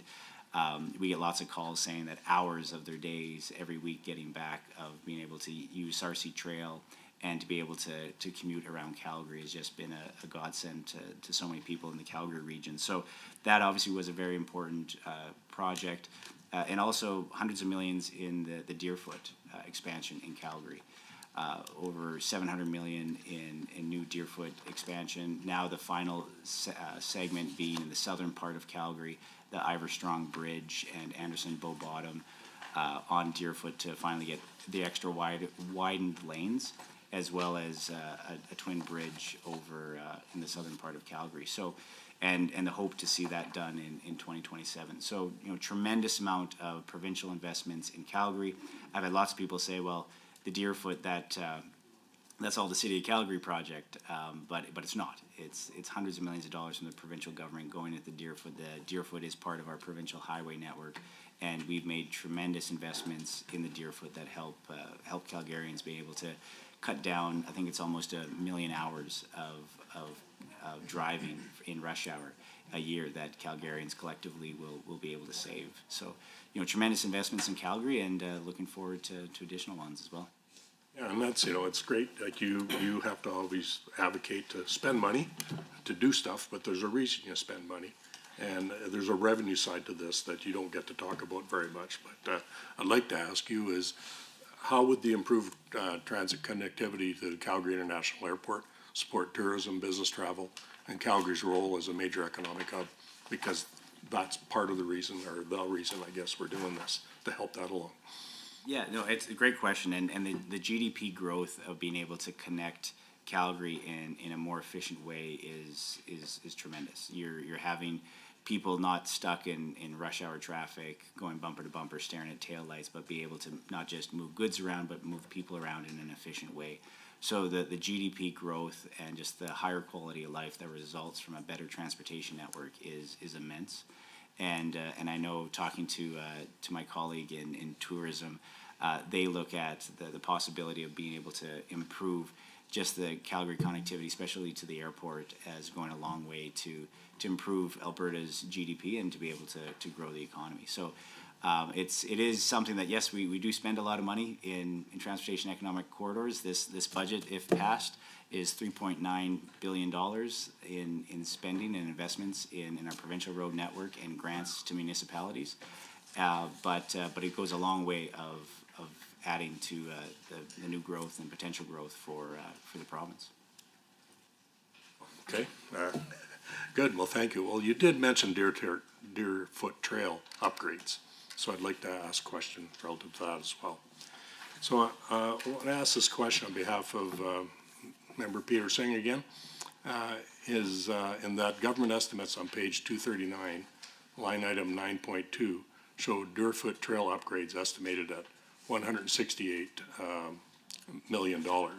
Deerfoot Trail is one of Alberta's most vital commuter and trade corridors, serving hundreds of thousands of vehicles daily while connecting major residential, commercial, and industrial areas.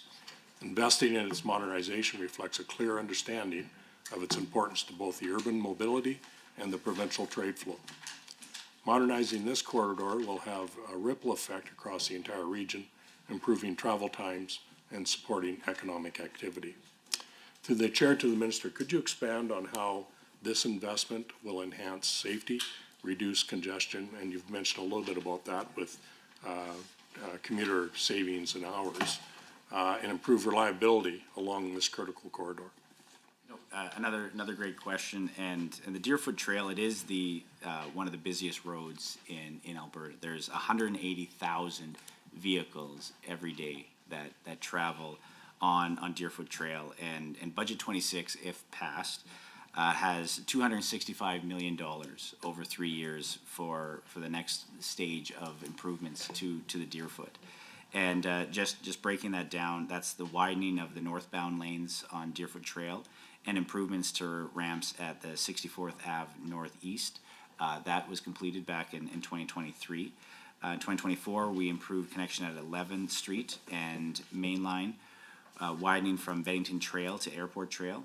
And then improvements to McKnight Boulevard interchange and Mainline widening from Beddington Trail to 32nd, Mainline widening from 32nd Ave to Memorial Drive, and 16th Avenue ramp modifications that were completed just last year. So there has been significant projects on Deerfoot that have been completed in the past, and as I mentioned, the southern portion is well underway to be completed in 2027, and Anderson, Beaubottom, Glenmore tying in, as well as Iverstrong Bridge to be completed in the next year and a half. So tremendous amount of investment in the Deerfoot to be able to expand, and not just to make the lives better for Calgarians, but also to Albertans that drive up one of the most busiest roads in the province.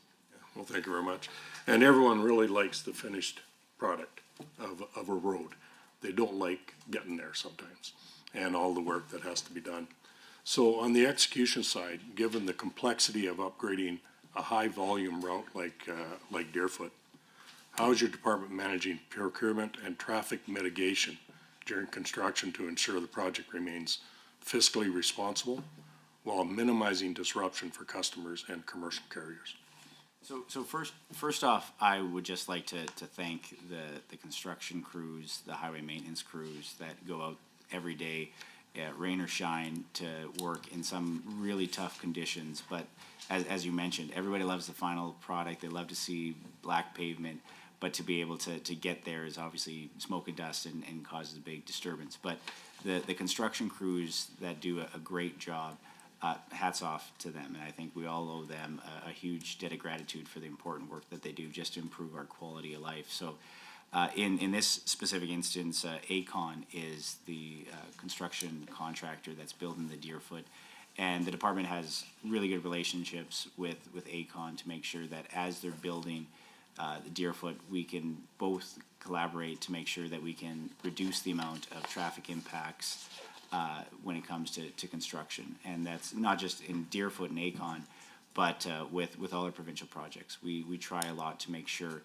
that we can minimize the impact of construction, as well as make sure that projects are done on time and on budget. Because I think Albertans do expect us to, as conservatives, to make sure that we can deliver projects on time and on budget, and that we respect and use taxpayers' dollars as if it were our own dollars. So I think it's something that I take great pride in, and at all the ribbon cutting and announcements that I do to acknowledge the work that the department and the construction companies do on these projects, and to highlight the work, and especially when it's done on time and on budget. So a lot of it is collaboration and partnerships, as I mentioned before, and it's something that we'll continue to do to make sure that we can best deliver for Albertans. Well, I tell you, every now and then we have meetings down in the McDougall building downtown, and I always seem to have to leave about 4 or 4:30 or whatever, and I'm still trying to figure out the best spot in Deerfoot to be on to avoid the backup, right? And I always seem to pick the wrong lane, so keep up the good work. Yeah, thank you very much. Yeah, no, well, thank you. Really do appreciate it. Thank you very much. Excellent. Well, thank you so very much, Minister, for all the answers, and for everyone asking these questions too as well. We're going to take a quick 5-minute break. We're going to keep it tight, and we will be coming back here to ask more questions.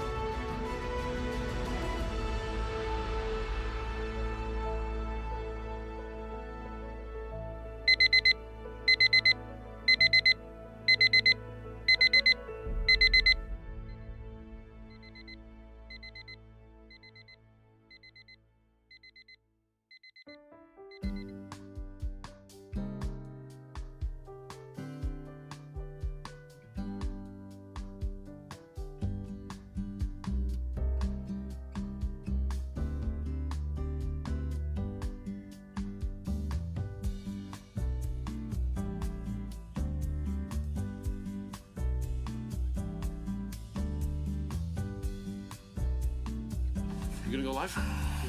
Okay. You gotta turn. Are we off? You want sorry. Okay, that concludes the government members' first block of questions. Now we go to the individual blocks of time. So we each will receive 10 minutes. We'll go back and forth. Going forward, no member is able to speak more than 5 minutes at a time. If you go over that, then you just have to go back to the other person. You can't give your time away during these blocks. If you stop talking, well, I guess if you're going back and forth, it doesn't matter. But if we do block time, then that is just going over to the other side. Please remember that this discussion flows through me, the chair, all the time.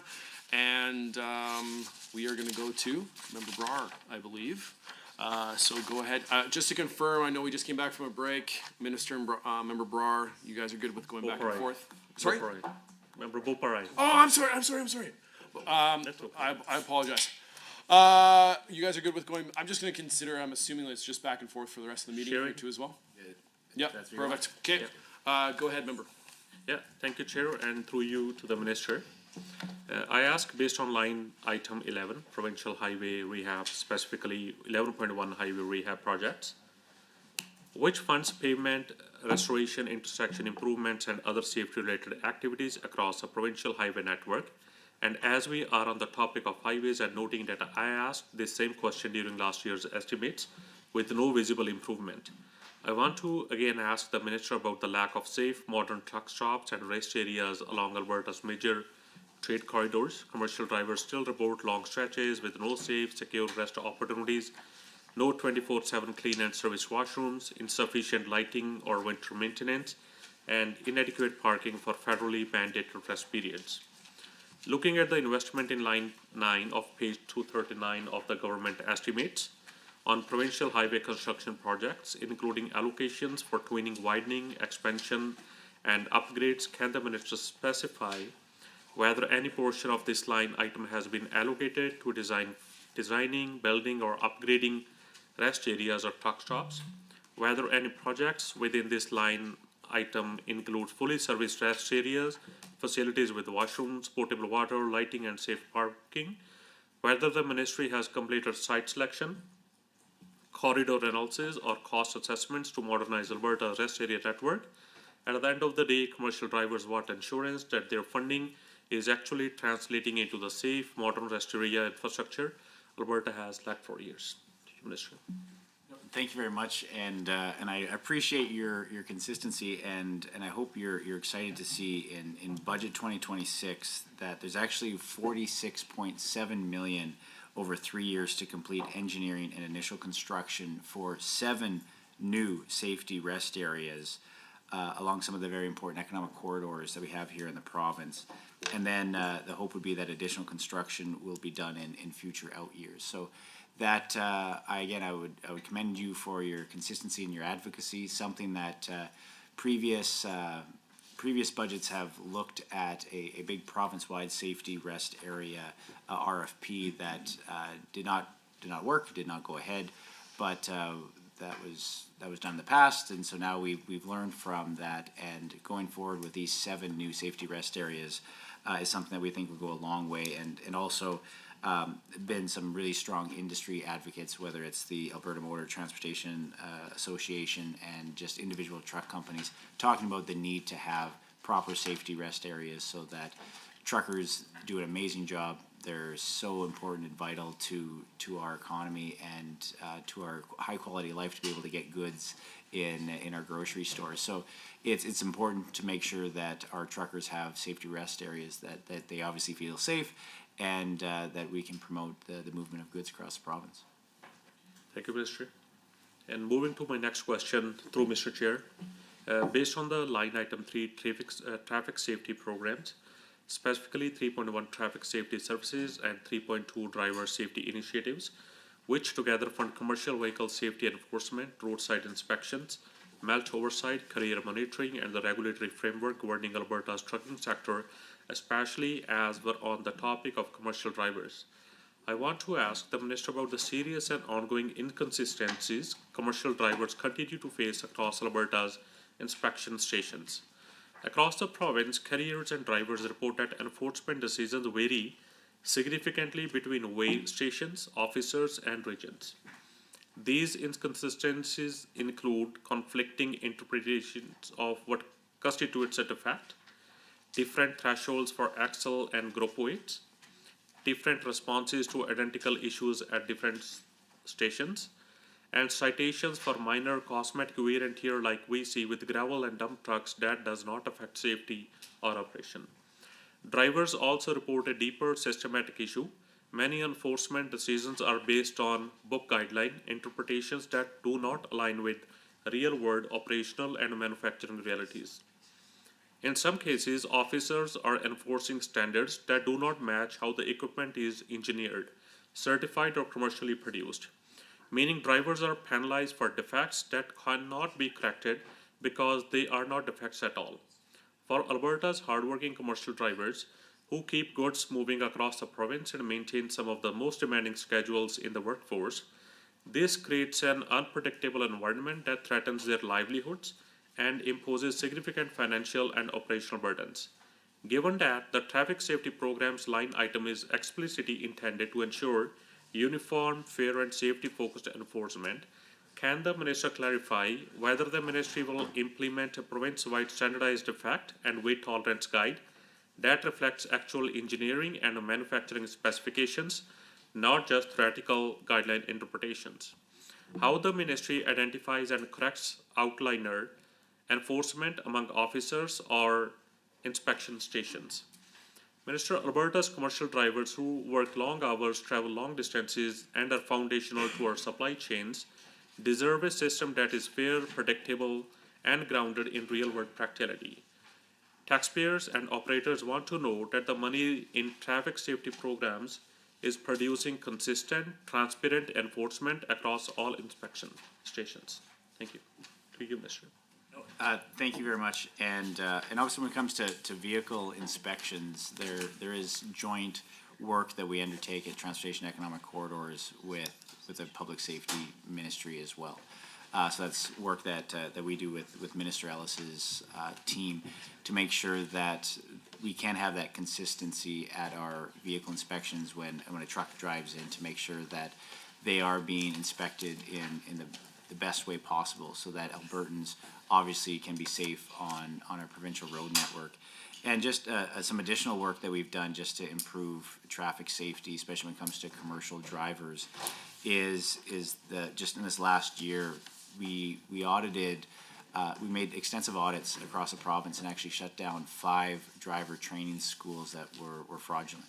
And we actually took off 13 commercial truck driving companies, truck companies in Alberta that were operating, some under a chameleon carrier issue where they were shut down in another province and then moved to Alberta, and others that just had unsafe practices. So we do a lot of extensive audit and investigative work through Transportation Economic Corridors, as well as collaboration with public safety at the vehicle inspection sites as well. So and I'm sure everybody in this room has anecdotal stories of seeing bad trucks, and that is something that we want to do everything we can to make sure that Albertans not only are safe on the roads, but have confidence in our trucking industry. Thank you, Minister. And I have one more theme I would like to touch on through you, Mr. Chair. Based on line item 4, provincial highway maintenance, specifically 4.1 maintenance, which funds the structural and operational maintenance of Alberta's entire provincial highway network, including snow removal, debris clearing, drainage, lighting, vegetation management, and routine roadway servicing.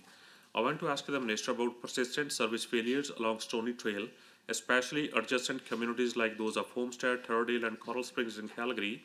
Despite increases, residents continue to report garbage piling up on the shoulders and medians, incomplete or irregular sweeping cycles, slow, if any, responses to maintenance complaints, and large gaps in vegetation and animal control. Can the Minister explain what performance standards contractors must meet and how the Ministry verify these independently? Whether the Ministry has exercised financial withholds or penalties to non-performance for these contractors on Stony Trail?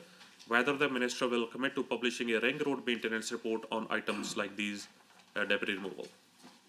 Something that, when it comes to the Stony Trail, the ring road around Calgary, we do have multiple highway maintenance contracts and contractors. And if there are issues that you've heard through your constituents, please reach out to me in my office, because it is a complaint-based system. So whether that's in the summertime, whether it's mowing or being able to clean up debris, or on the ditches, or in the wintertime to be able to keep them plowed and cleared. That's something that I know CarMax, they have the north, pretty much half of the ring road, as well as the west side of the Calgary ring road.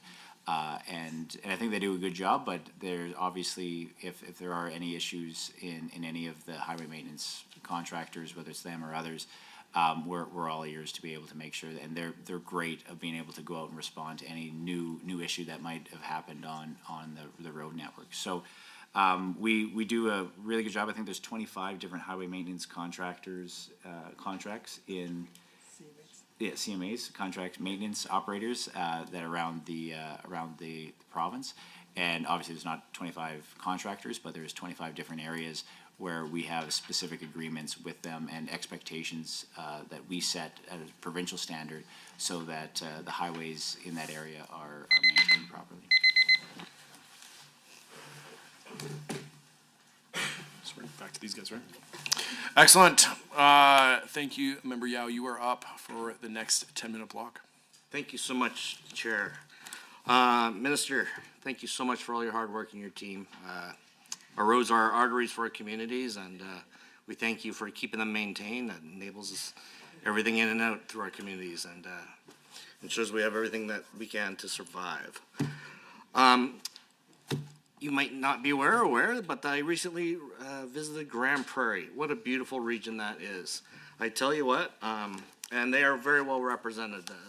I was recently speaking with a member from Grand Prairie who mentioned to me that he pointed out something to me. He said, you know what, key objective 1.1 on page 167 of the Transportation Economic Corridors Business Plan highlights the ministry's commitment to expanding and improving Alberta's highway network to support economic growth, safety, and efficient movement of goods and people. And to which I said to him, well, that sounds great, but what are you trying to get at here? And he mentioned to me that, you know what, the Grand Prairie region continues to experience strong growth driven by agriculture, forestry, and energy development. And as traffic volume increases, he's concerned that projects such as Highway 40X bypass connecting 43 to 40, he mentioned that that's a very important one for safety, reducing heavy truck traffic in developed areas, and strengthening transportation connections across northwestern Alberta and into BC. I thought that was really interesting. And what I also noticed, that he was really echoing the comments that I also heard from Grand Prairie Wapiti. Also, the mayor, Jackie Clayton, also carries this message. And even the former Reeve and the new Reeve, both really support the same piece of infrastructure. I'm wondering if you can give us any kind of an update on this particular piece, if you have any timelines for us, if there's anything you can share with us on this vital piece of infrastructure that our colleagues from the Grand Prairie region are asking for. That's an excellent question, and I thought we were going to go northeast Alberta, but going northwest Alberta is very important as well.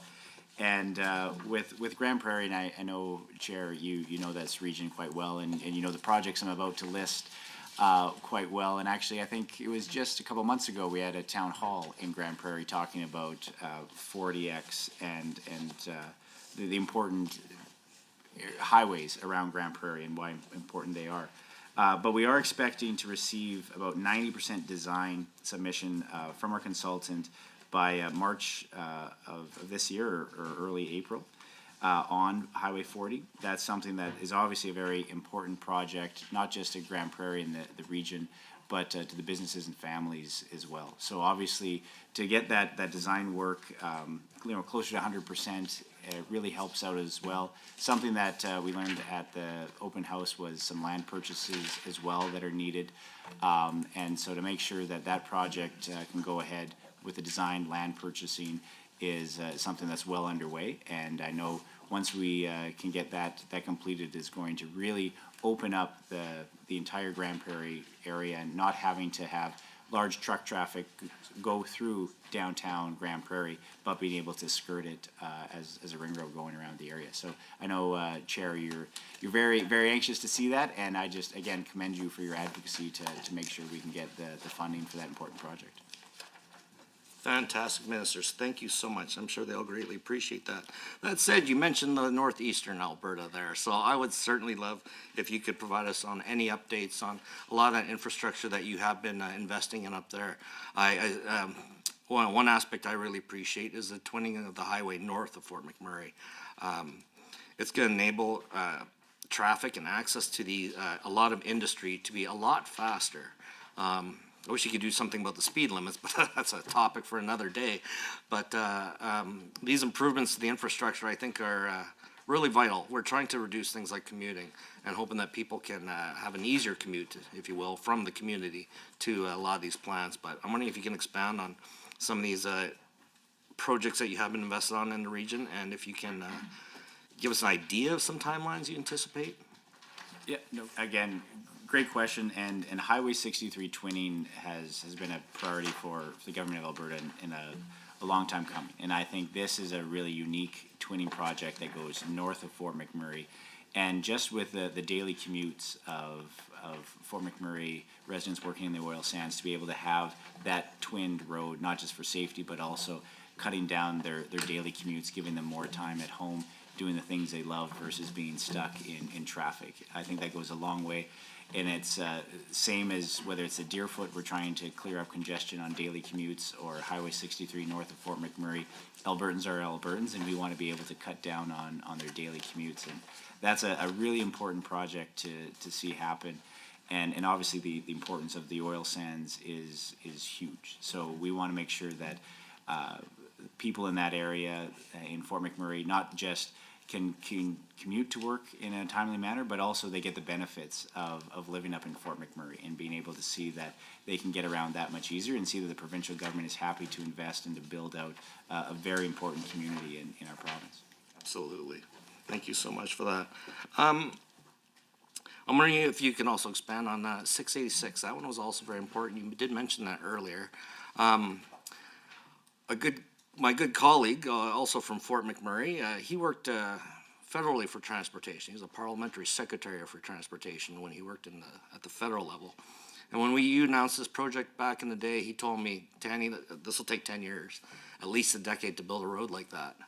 And which is kind of frustrating. It seems like a long time, but I suppose it is what it is. But I'm wondering if you can update us and tell us how long you anticipate this could take, and if where is it at? What stage is that, and where do you see it going here?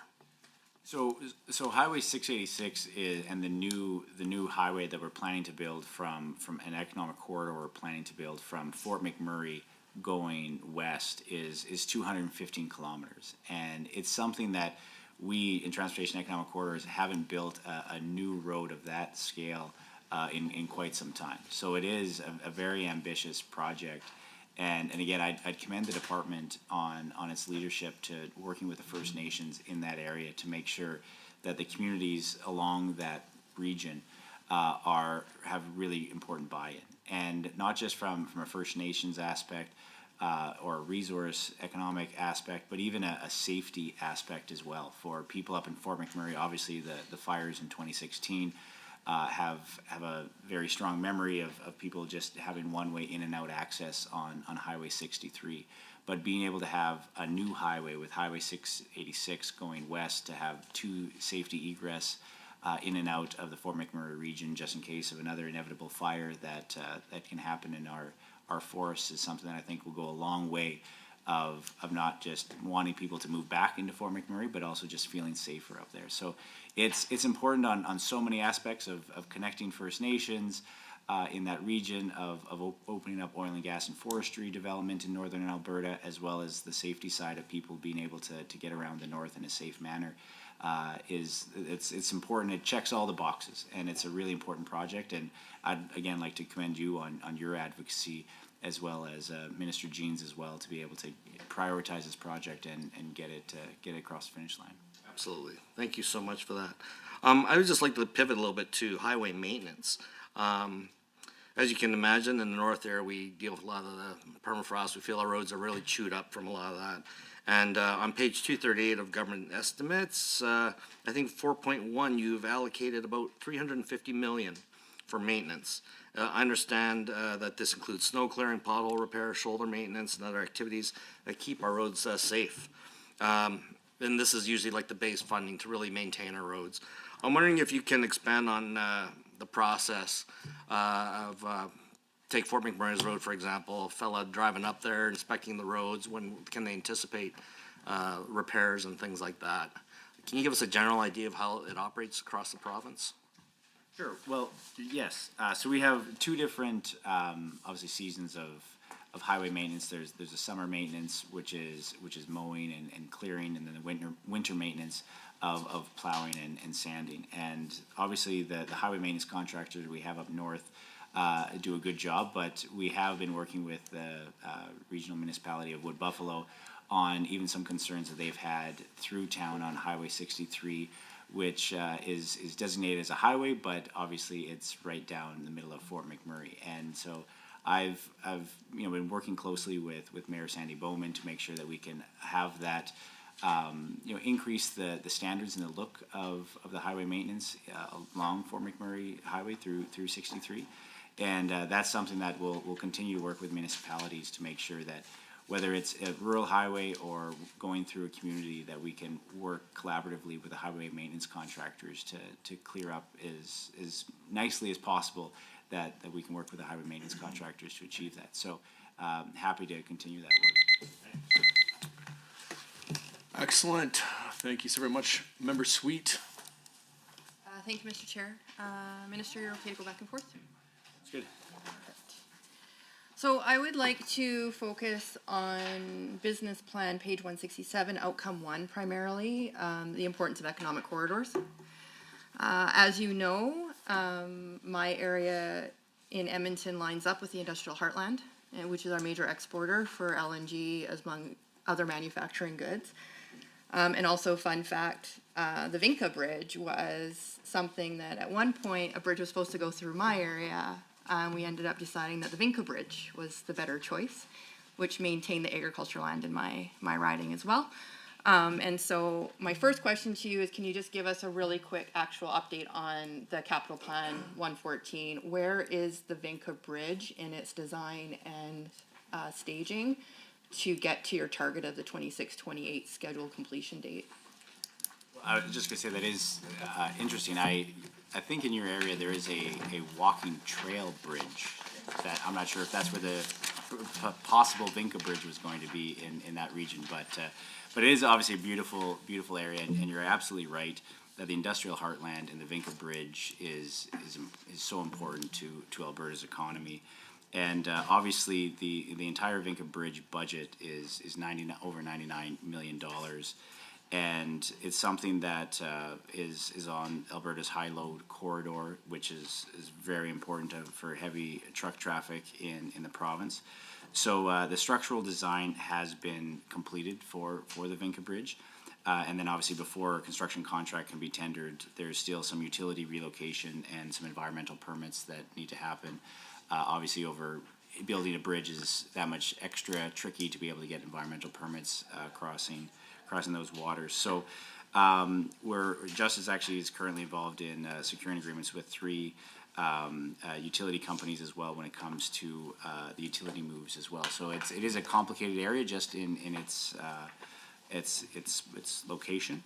But the tender for the construction of the Vinca Bridge projects, like I said, can proceed once the utility agreements are in place, and those are contractual, so it's hard to put a timeline on the other parties to be able to advance that. But we are working expeditiously to try to get those resolved. Well, that's good news, and I think it's good news for the industrial heartland. And so if we could look at outcome 1, strategic economic corridors, investment and innovation supports for Alberta's economic growth. Economic corridors form a network of vital links to markets in and out of Alberta, ensuring efficient access to Albertans and businesses and supporting economic vitality. Capital investment in highways initiatives, grant programs build critical infrastructure supporting job creation and economic growth. The reason I'm asking this is that the Prince Rupert Port Authority, the PRPA, is undertaking significant expansion and clearly signaled that Alberta's continued support, coordination, and investment in the Edmonton-Prince Rupert Economic Corridor, specifically the Alberta Industrial Heartland in my area, is essential for unlocking increased export capacity for Alberta producers. Alberta exported $3.8 billion in goods through Prince Rupert in 2022, primarily propane, agriculture, and forestry products. As you know, I'm the agriculture critic, so it's also a very important conversation from an export perspective, and demonstrates support strategic importance for accessing global markets. In 2024, I believe there was $250,000 grant that was provided by the Alberta government to PRPA to coordinate the Industrial Heartland to BC Economic Corridor. And I'm wondering if you can give us an update if there will be additional funds to help that study to be completed and expansion on that port access. Great economic corridor question. That is very important work that we've collaborated with the Industrial Heartland as a provincial government here in Alberta, as well as the Port of Prince Rupert. And we got the idea when we were touring Prince Rupert and talking with them. They actually had an economic corridor study with the BC government and the importance of Prince Rupert. And we thought, well, everybody always coins Prince Rupert as Alberta's port.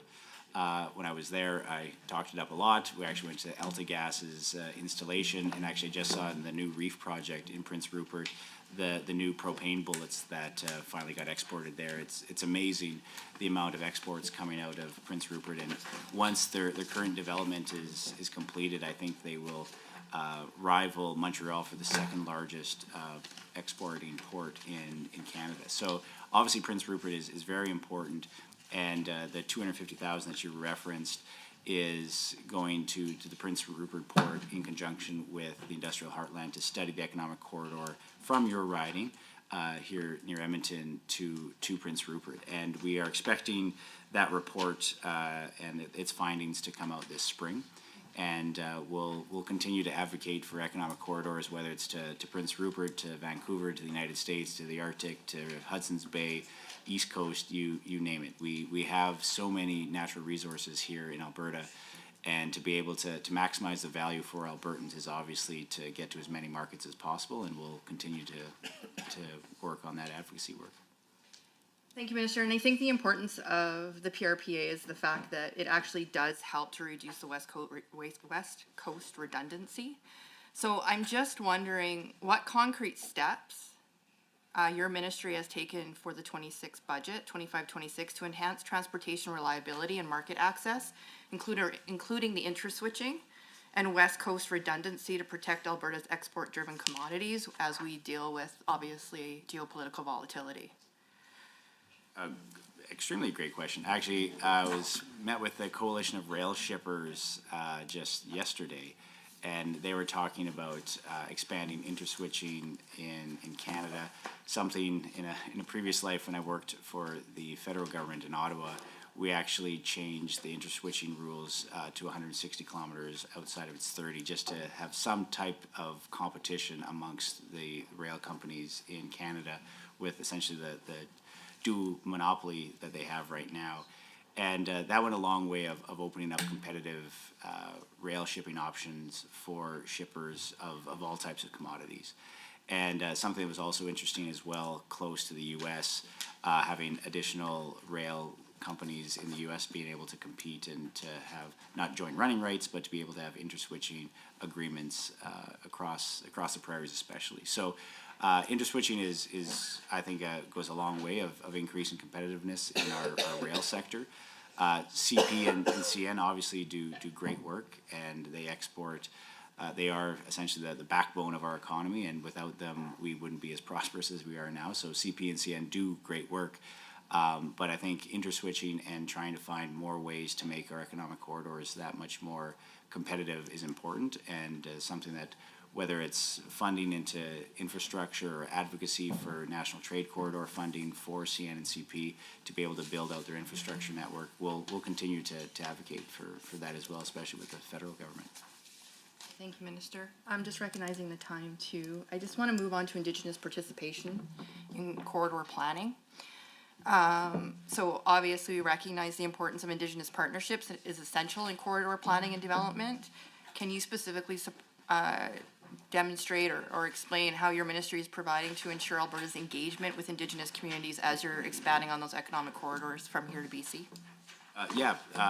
Treaty 8 is something that in the northern part of Alberta, we've had tremendous amount of advocacy in meetings with. I've mentioned Highway 686 and the development of that economic corridor, the four First Nations throughout that possibility of a new economic corridor. We've done tremendous engagement, and we did something a little different. Instead of having a project and a line on the map and then taking it to the First Nations and getting their input, we actually flipped the script and said, where would you actually like to see a line on the map? Where is a natural or a historical economic corridor, for lack of a better term, in your area that you know of that you think would open up and increase safety egress when it comes to your community being able to get around, or just a natural economic corridor trade route that you think would really help your region. And it was tremendous, the feedback that we got along the Highway 686 corridor just west of Fort McMurray. And I think that was something that was unique and novel. We gave some engagement funding to those First Nations. And like I said before, they came back and were very supportive of that development. So obviously this budget doesn't have construction dollars to start that, but that is something that we'd love to be able to see once engineering gets further designed to be able to make that project reality. And again, First Nation engagement was really key to making sure that that project would come along. And as I mentioned before, whether it's 1A in the southern part of the province, working with the Stoney Nakoda First Nation, that's an issue with the federal government, and that's something that will again continue to advocate for First Nations in Alberta. Oh, excellent. Well, thank you very much, Minister and Member, for those questions. I'm seeing Member Petrovic. You're up next for your 10 minutes. Well, thank you, Chair.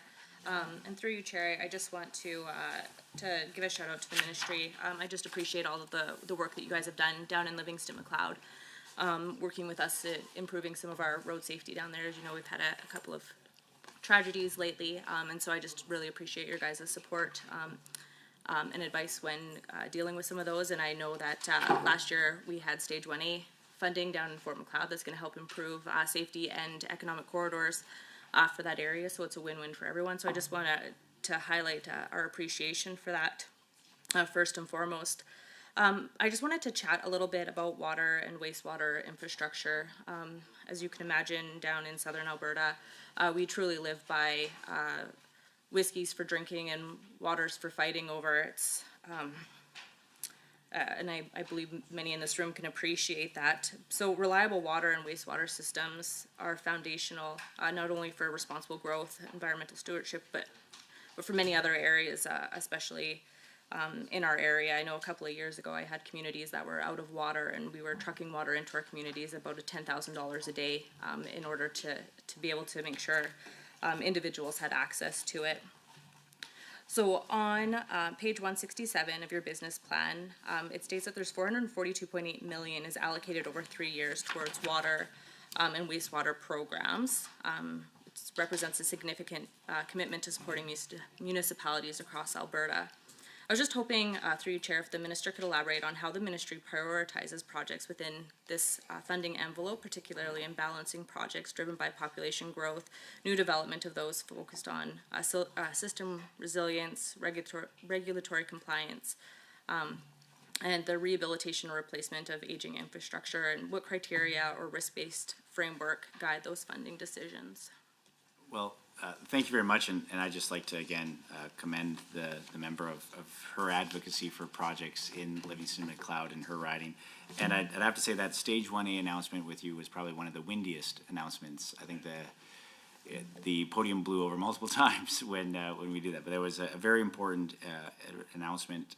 And when it comes to water and wastewater, to address your question, we do have 2 granting streams from the department that help municipalities be able to build their water systems. So that's Water for Life and the Alberta Water Wastewater Grant. And some key priorities and how we look at projects coming in is obviously health-related improvements is a key one, environmental protection, as well as development improvements, whether it's safety, fire protection, operational reliability, infrastructure requirements to support community growth. So those are the three priority lenses that we look at when it comes to prioritizing who gets funding and who doesn't.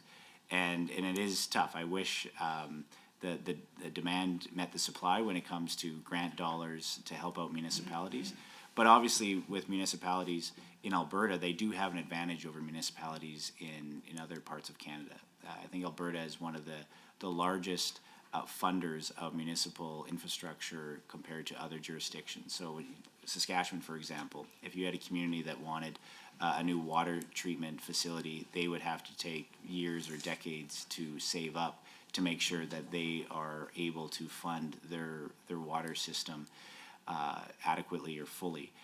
Where here in Alberta, we do have our provincial grants that can help out municipalities, help fund or maybe expedite some of their infrastructure needs. So that's something I think is very unique here in Alberta. And again, I'd credit our oil and gas industry and the royalties that we get to be able to help out municipalities in that regard.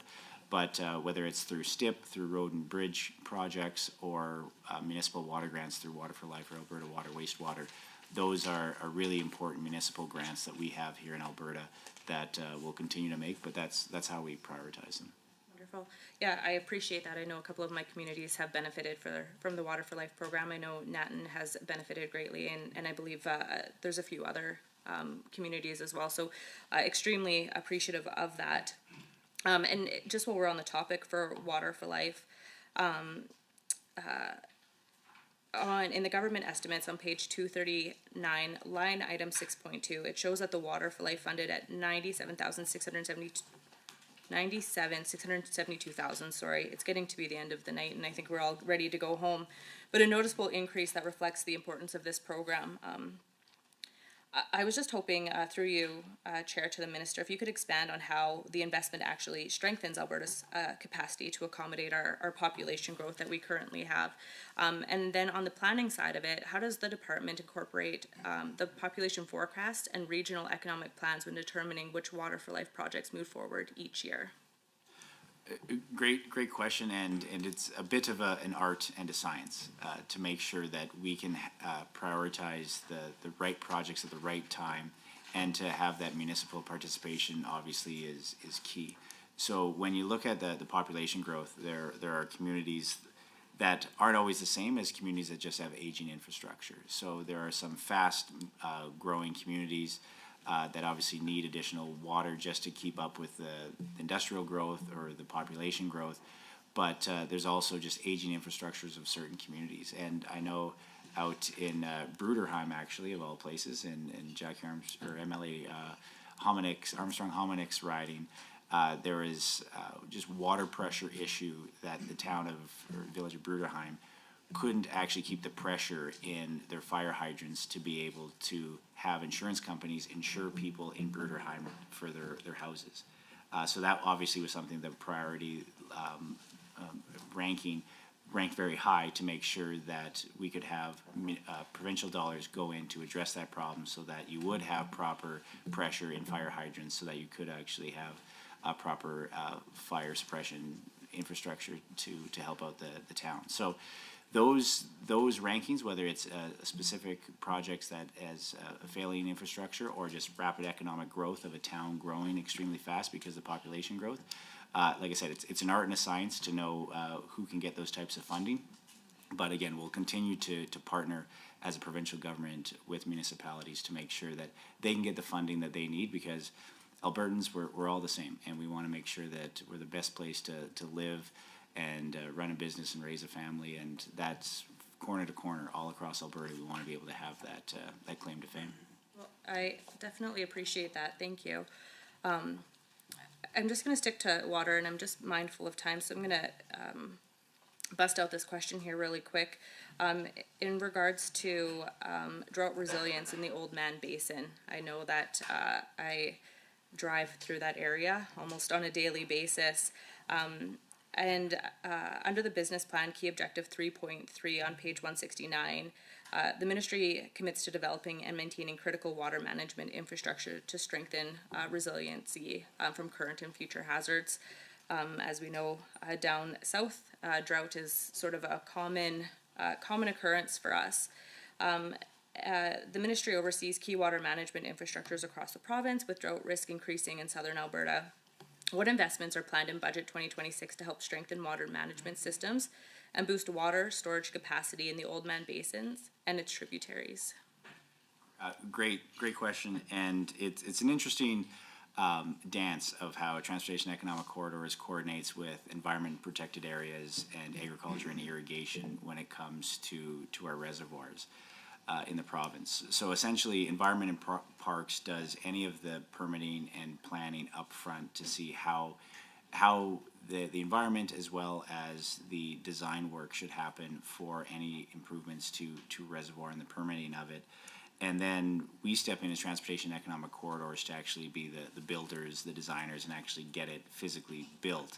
And then Ag and Irrigation, once we build it, operates it. So it is kind of a dance between the three departments to make sure that our reservoirs, especially in southern Alberta, and our irrigation districts are well maintained. And it is between the three ministries that we have that partnership.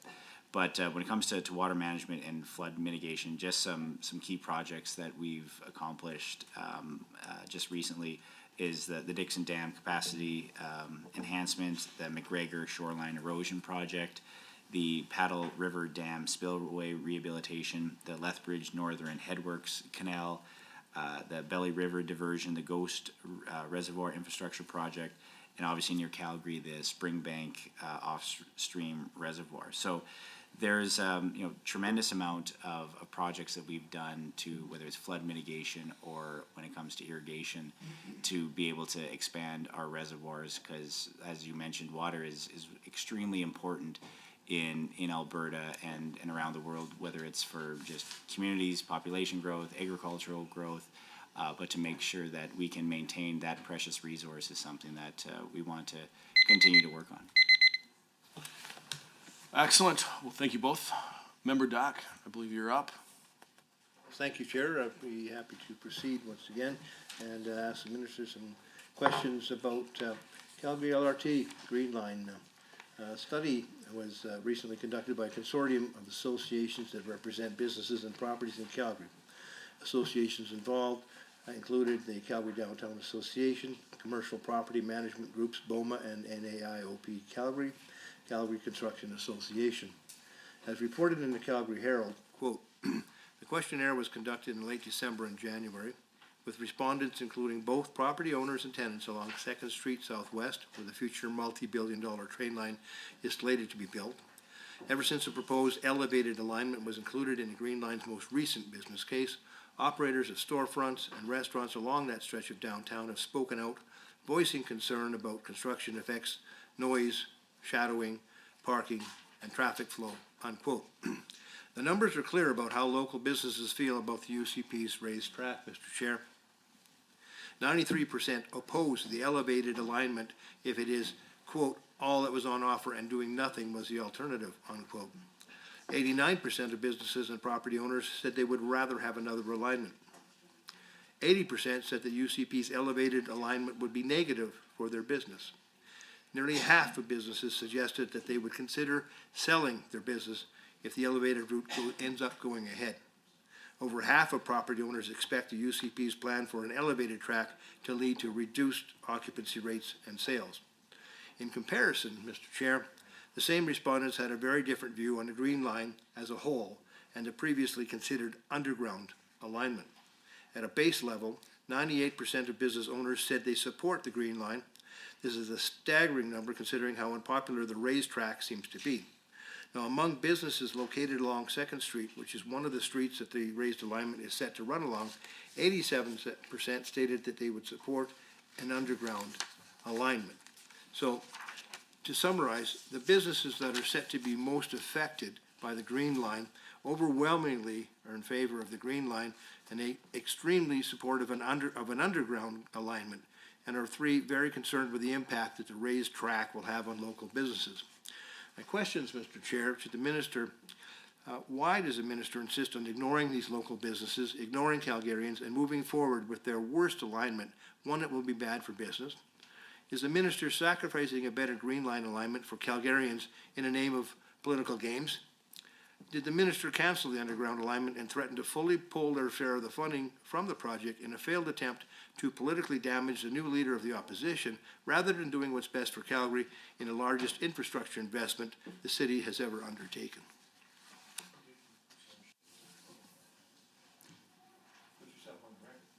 Oh, we're good to go, Mr. Chair?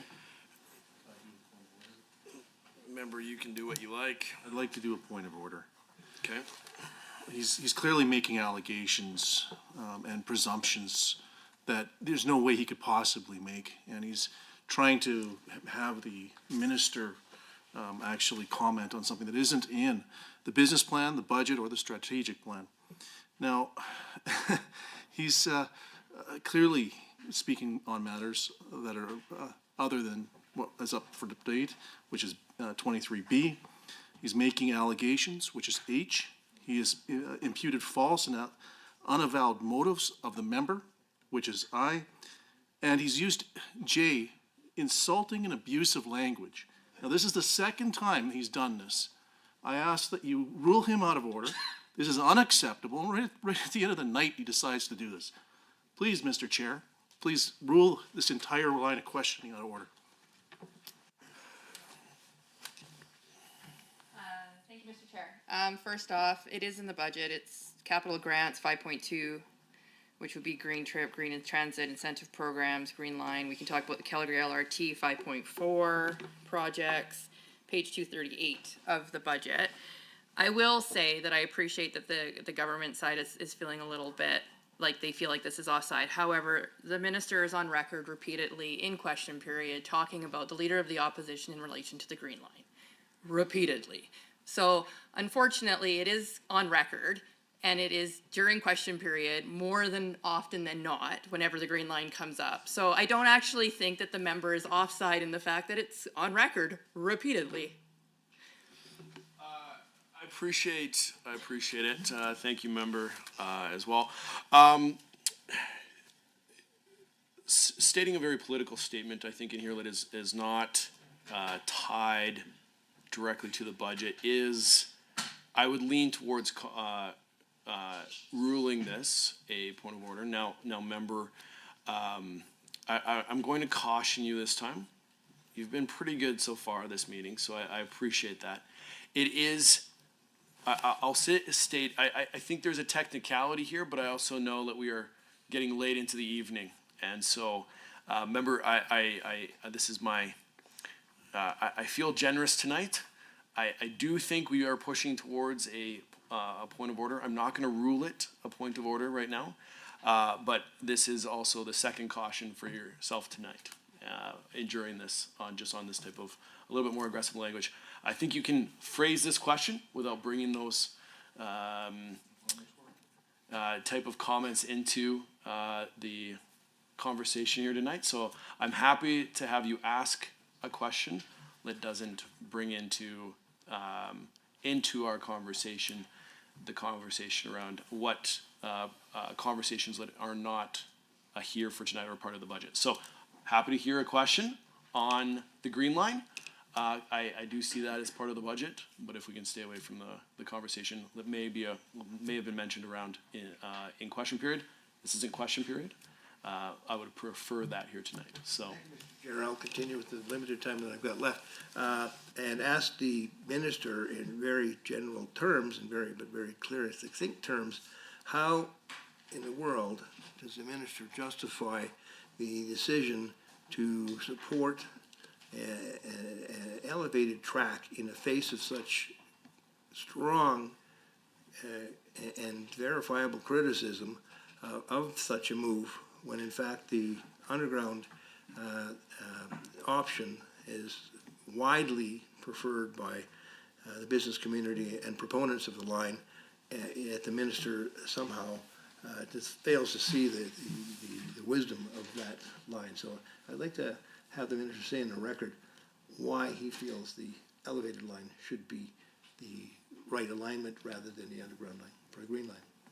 Well, I'm happy to state on the record why the elevated line is far superior over an underground alignment in downtown Calgary. And actually, just to get the member up to speed, the fact that we are now not tunneling the green line under downtown Calgary is actually extending the green line by 60% more ridership. It's extending it by 70% longer, being able to stretch down into farther south into Calgary, and is adding 5 more stations with the same budget as a tunneling option with a much shorter, much smaller project. So just value for money, the elevated alignment is far superior over the downtown alignment. And there is, with the current mayor, there is a downtown engagement that's underway, and Calgarians in downtown Calgary and all Calgarians can have their say on the engagement process, and that's will come out in due time. But in the meantime, we actually have an oversight committee that my department sits on, working with the city of Calgary to make sure that the Green Line construction can finally start, and it has started through you, Mr. Chair. There's been a decade of delay when it comes to the Green Line. The NDP leader, when he was mayor of Calgary, promised a 46-kilometer grandiose $4.5 billion Green Line that never got built. It was done on a napkin, Mr. Chair. So, and I know I can't say his name in question period, but it's been dubbed the Nenshi Nightmare when it comes to the Green Line because it never got built. And the hauntingness of that is quite evident. But this government, and I'm proud to say, is actually finally building the Green Line after when Naheed Nenshi, the NDP leader, was mayor for 11 years, promised a Green Line and couldn't deliver for Calgary. And I just think the competency of the NDP leader to not be able to build major infrastructure projects, whether it's a Green Line or water. He said it was going to happen, and it did. And I know the minister can't help himself because he has this weird fascination with my leader. But it doesn't, well, I don't think it needs to go that far either, in the sense of we caution this, and you caution this as the chair, and the minister chose to do it anyway. So I'm just asking that we refrain.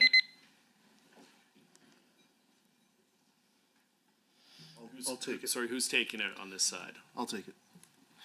You know, I will say that you've given a lot of latitude to the opposition tonight, and you've cautioned them twice.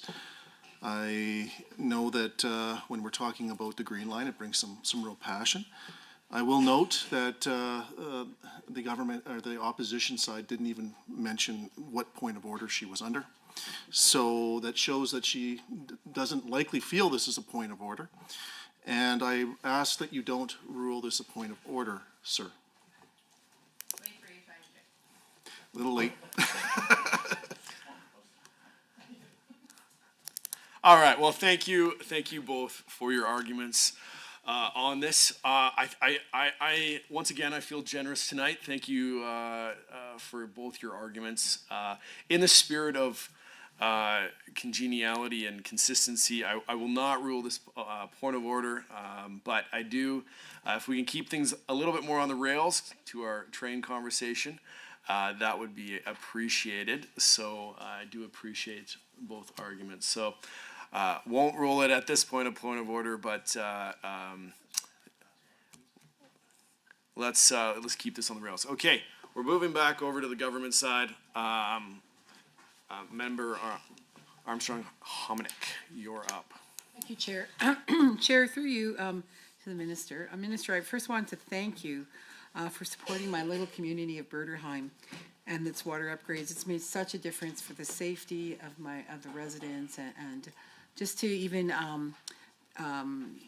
to help them grow as a community. So thank you so much for that. That's very much appreciated. And I know it was several years and several other governments that ignored it, but thank you for taking that up.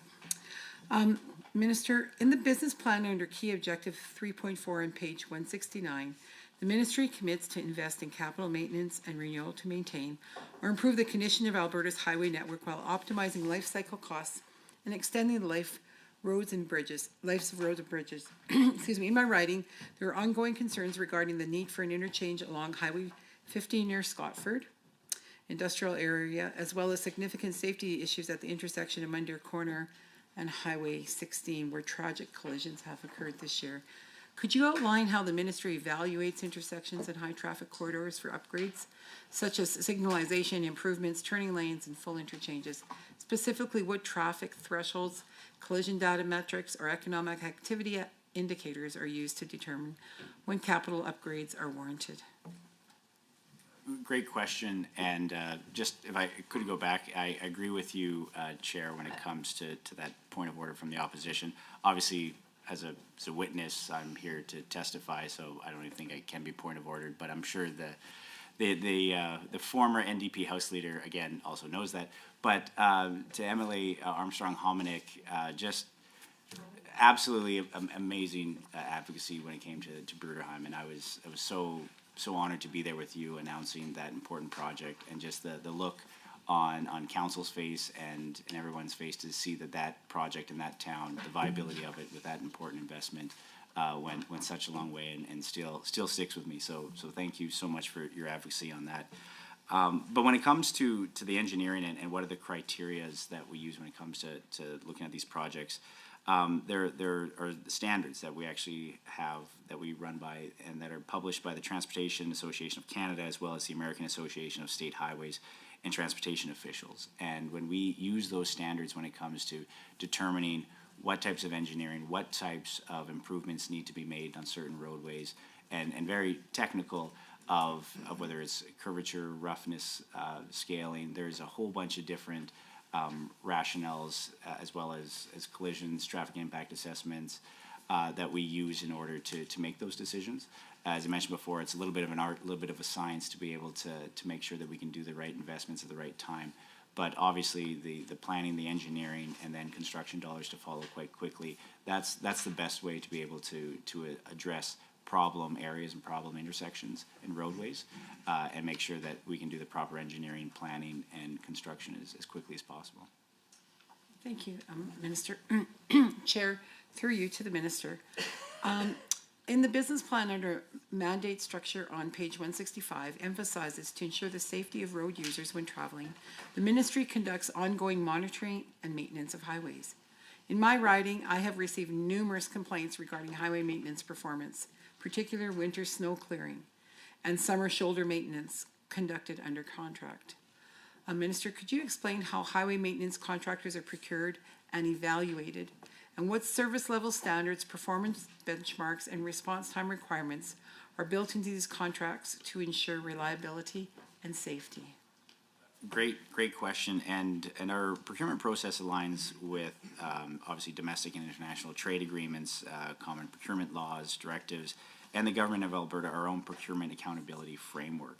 And procurement opportunities are obviously open to all businesses in order to bid, but there are 5 distinct steps that go through within a procurement. There's development, which is time from when document development starts and the procurement to posting of an RFP or a tender that goes out to business. Then the posting period for an RFP tender, which is a public posting on the Alberta Purchasing Connection website. The third is the evaluation. That's the time from closing of an RFP or a tender to completion of evaluation consensus to determine the winning proponent who actually had the best bid going forward.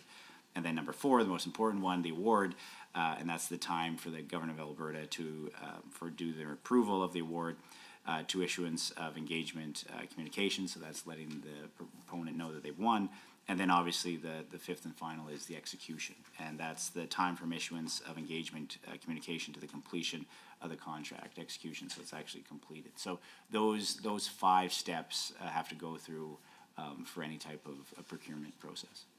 Thank you, Minister, and Chair, through you again to the Minister.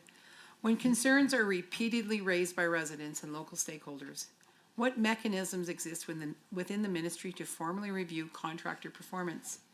Are there penalty provisions, contract compliance audits, or escalation processes that ensure contractors meet their obligations under Outcome 1? Excuse me. Yes, to answer the question, the department uses a progressive demerit system and also financial penalties to document any inadequacies. And demerit would equate to a larger penalty with a possibility of placing the contractor into default. And demerits may be used for a contractor that continually fails to perform in its duties. So transportation economic corridors, we're obviously committed to ensuring that we have effective processes to monitor the performance of our highway maintenance contractors and to choose the right type of contract for their work. So that it manages the responsibilities and the province's resources effectively. So we want to make sure that we are that effective and have that day-to-day interaction with our highway maintenance contractors. And those are the penalties and the procedures of if there is lack of performance, that again, it's complaint-based, so we need that information coming in to our department so we can properly assess those types of penalties. Thank you. Chair, again, through you to the Minister. Minister, Performance Measure 1A on page 168 highlights that 75% of the capital plan is directed towards economic corridors.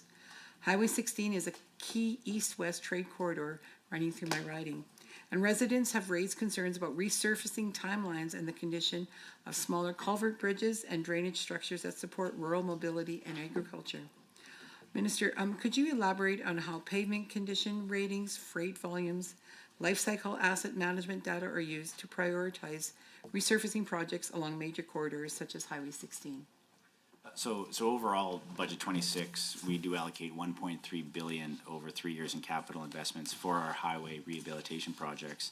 And that obviously supports road rehabilitation activities that extend the life of our roads and obviously the safety. But the how we do it is the department collects pavement condition data, and that's everything from roughness to cracks and pavement strength for analysis in the pavement management system, and we do that every year. Now, the pavement management system uses condition and prediction models to identify the required improvements and the year in which that improvement is required for the entire highway network. So there is a bit of a science of the type of base and pavement that's used, that there is a predictive model of when that needs to be repaired. And there's actually a very interesting graph that shows if you do proper maintenance at the proper time, you save so much over the life of that road or that asset versus waiting too long to do the proper rehabilitation and maintenance. And if it is left for too long, then the costs get extremely higher because you're having to redo the base and essentially start from scratch. So there is a very predictive model that shows that maintenance should be maintained at a certain time and rehabilitation at a certain time. That really does save a tremendous amount of taxpayer dollars to maintain assets in our 64,000 lane kilometer highway network. And that's something that we keep on top of, and I think a big way of our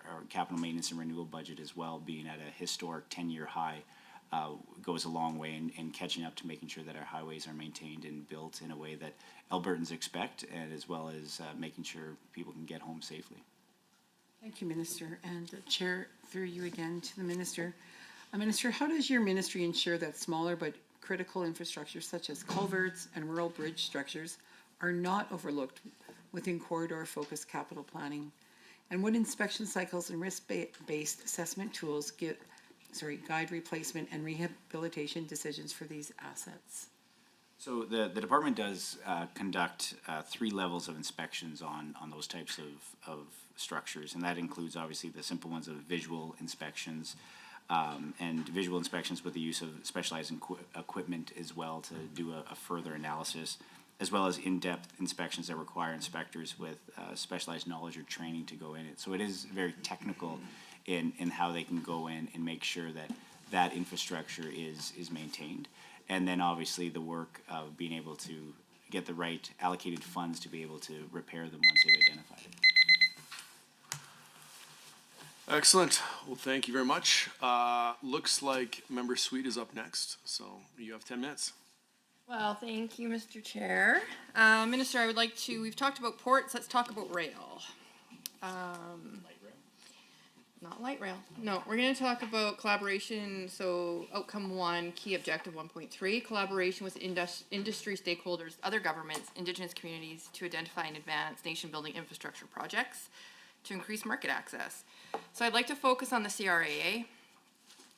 in northern Alberta, the coalition that has 20 to 30 organizations, municipalities, industry groups, agriculture, forestry, energy, and regional economic organizations.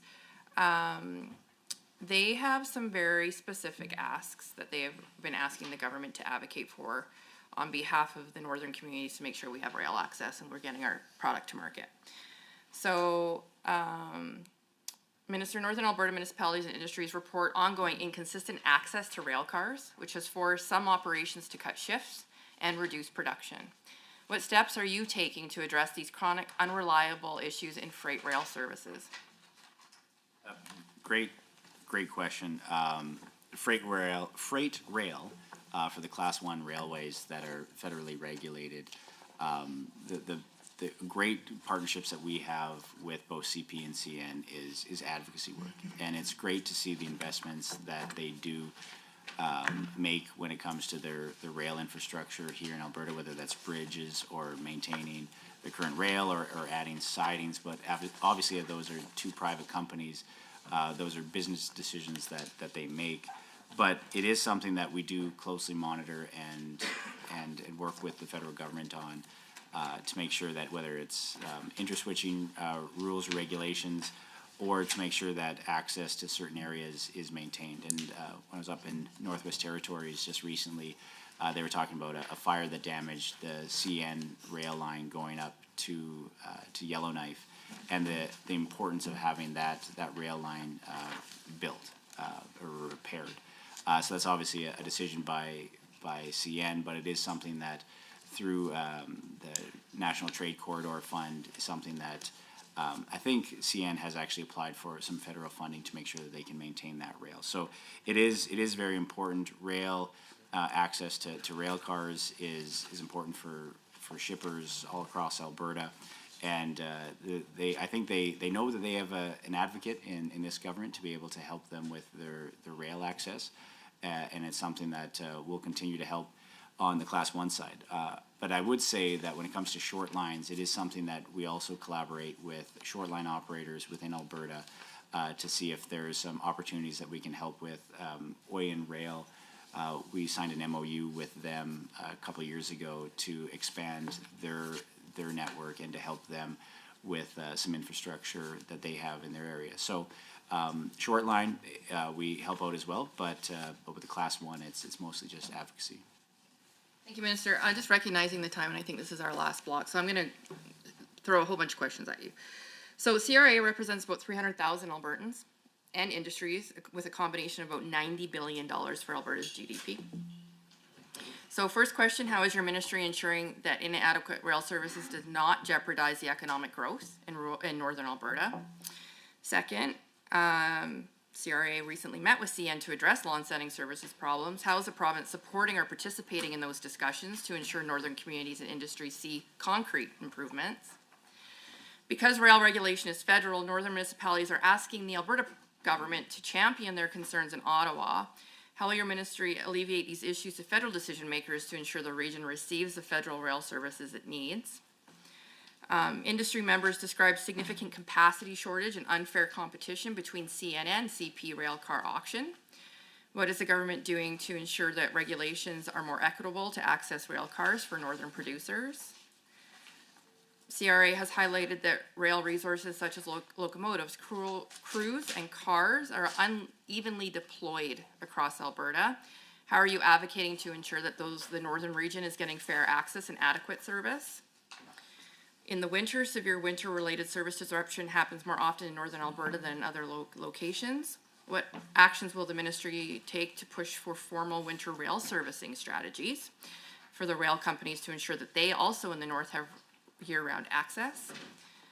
And will you support the CRA's call for mandatory public reporting on rail car fulfillment statistics from CN and CP to ensure transparency and accountability in rail service delivery? Great questions. It's tough to connect them to my estimates, but I am a large rail proponent or somebody that obviously believes in a rail system. And in a former life, when I worked with the federal government, we actually did a lot of work of working on contractual arrangements and contracts between rail shippers and the railways. And I think that fairness in those contracts is something that has improved a lot of accessibility for shippers and rail companies. There was almost an imbalance of the contracts that a shipper would have with a railway. And I think that the work that was done, I guess a decade plus ago, I think did improve a lot of rail contracts. But you are right. The greater transparency that rail companies can have, better line of sight of delivery of cars, the predictability that users have is all very important. And I think there is additional reporting of rail cars that both CP and CN do. But I'd be the first one to say that I'd advocate for more transparency just to help out our economy, help out shippers that use the railways. And yes, the railways are important, but it's the shippers that are producing and creating a product that needs to get to market, and their business is equally important. And they do rely on rail to be able to ship their products to market, and it's important to have greater transparency, greater predictability, and also more fair contracts with a railway as a shipper. So you're very well versed in shippers, and I think that's great to see from the NDP ranks. And I know I can't, I'm not part of your nomination process, but I wish there was more NDP like you. Thank you, Minister. I don't even know what to do with that. Thank you, Mr. Chair. So, and I appreciate the comment that you don't know how it relates to your estimates, but I would say economic corridors rule our rail to get access to port, and ensuring that our commodity markets are able to get their commodities to market is fundamentally under your purview. It was 1.3, which is working with all municipalities, which is what CRAA is. Let's talk about the STIP, because you mentioned STIP at 7:30 when you first started, and that the grants are going to go out in June. My understanding when I did the math is the STIP grant's actually been cut out of your budget. There is a decrease for this year. And RMA has come forward to say that the impact on the local communities that are already facing $17 billion in infrastructure deficit, and a budget of the 2026 budget further reduces their capacity by cutting the strategic transportation program from 344.9 to 265.6 over the next 3 years. Rural roads and bridges are basically the backbone of every rural community. As you know, many municipalities, I feel like we probably have the same conversations with our stakeholders. When you have heavy equipment traveling down many of those rural roads, when you have agriculture equipment moving across those roads, it causes significant impact to many of the rural transportation networks, and municipalities are carrying that load. And so they're very concerned about the deduction. I guess the concern that I have is that the grants aren't going to be put out until June. So how are municipalities supposed to proactively plan to ensure that they're able to address the transportation issues and the rural infrastructure and roads in their communities when they're already seeing this deduction, and then they're also seeing a transfer deduction from the provincial government to their LGFF? Great question. And with STIP, because it's a 3-year program, there is a cash flow issue just showing projects moving in and out of their completion. So if there are some discrepancies year over year, a lot of times it's just certain projects coming to completion, and then and sometimes they're obviously more expensive later on in their life. But when it comes to STIP, 163 projects have actually, in 61 different rural municipalities, are currently being funded. And new funding applications, as you mentioned, have been in since November. The department, we're currently reviewing them, and then coming out in June. And as I mentioned before, it is something that we in Alberta provide this type of support to municipalities far more than any other province. And I think whether it's on the water side through Water for Life or wastewater, STIP is another example of that support for municipalities. Excellent. Member Sear, you're up for, and just a quick comment. Our meeting has 4 minutes left, so maybe guide your questions appropriately to get an answer from the minister. Yes, thank you, Minister, and thank you for your entire team.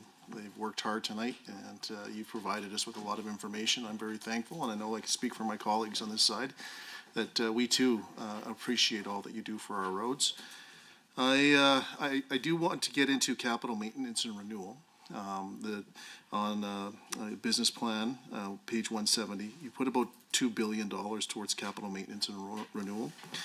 But I want to go with a little bit more specific, because we don't have a lot of time here when it comes to my constituency. First off, I'd like to say thank you for the work that you've done for the thin overlay for Highway 41 and Highway 29. That has really made a difference in my constituency, and I'm very thankful for that. I'm also very thankful for the good work that MCON has been doing for our road maintenance. This is challenging winter that we've had. The fine men and women that are running the graders and any snow removal that they've been doing has just been fantastic. I have always some concerns come into my office, but they've dealt with them very, very professionally, and I'm thankful for that. I'd also like to give a kudos out to Michael Boitros, who is your regional director for North Central Zone. When it comes down to some concerns that came through my office, he's worked very professionally and worked through that. And if you could pass that on, that I have seen his hard work, and I am feeling it. But to get back to one of the concerns, the thin overlays, while I very much appreciate them, the approaches or the sides of the roads seem to be a concern with when these are put in. Some of these aprons are 6, 8, even up to a foot going off of the onto the other side roads. So you can see it's difficult to get into some of these farmers' properties, into some of these, County of St. Paul roads. So it just to make sure you're aware that this is an ongoing concern for my area. And it would be nice to see if we could, go back to putting some sort of a grade going off onto just our property, the province's property. I've got one specific farmer that is Gary Kazicki. And he's been very passionate and very colorful with his language. But I do feel his concerns, like a lot of them. They feel that when it comes to the aprons, that we've fallen a little short there with the thin overlays. And again, I understand these thin overlays are supposed to be thin, but somehow they're ending up to be quite big on the edges for at least my area. But I'm sure hoping you're not hearing this as a criticism of not putting more work into my area. I am telling you that I'm very pleased with Highway 41 and Highway 29 and the work that you've done there. Thank you very much, and please follow up with Michael and my office to make sure specifically if there are certain areas where that overlay is too much and it's needs to be improved. We can obviously work on that in our capital maintenance budget as well. And you mentioned it beautifully of the $2 billion, the 10-year high that budget 26, if passed, will actually go towards that type of incredible investment to maintain our assets and our road network. And I'll definitely, it's good to hear about MCON in your area and the highway maintenance work that they've done. But again, it's all complaint based, and it's great to hear the good stuff and the bad stuff. So I appreciate that, and I'll definitely relay that message to Michael Boitros. Excellent. Well, I do not hesitate to interrupt, but I must advise the committee the time allotted for consideration of the ministry's estimates has concluded. I would like to remind every committee member that we are scheduled to meet tomorrow morning, March 12th at 9 a.m. to consider the estimates of the Ministry of Energy and Minerals. Everyone have a great night. The meeting is adjourned.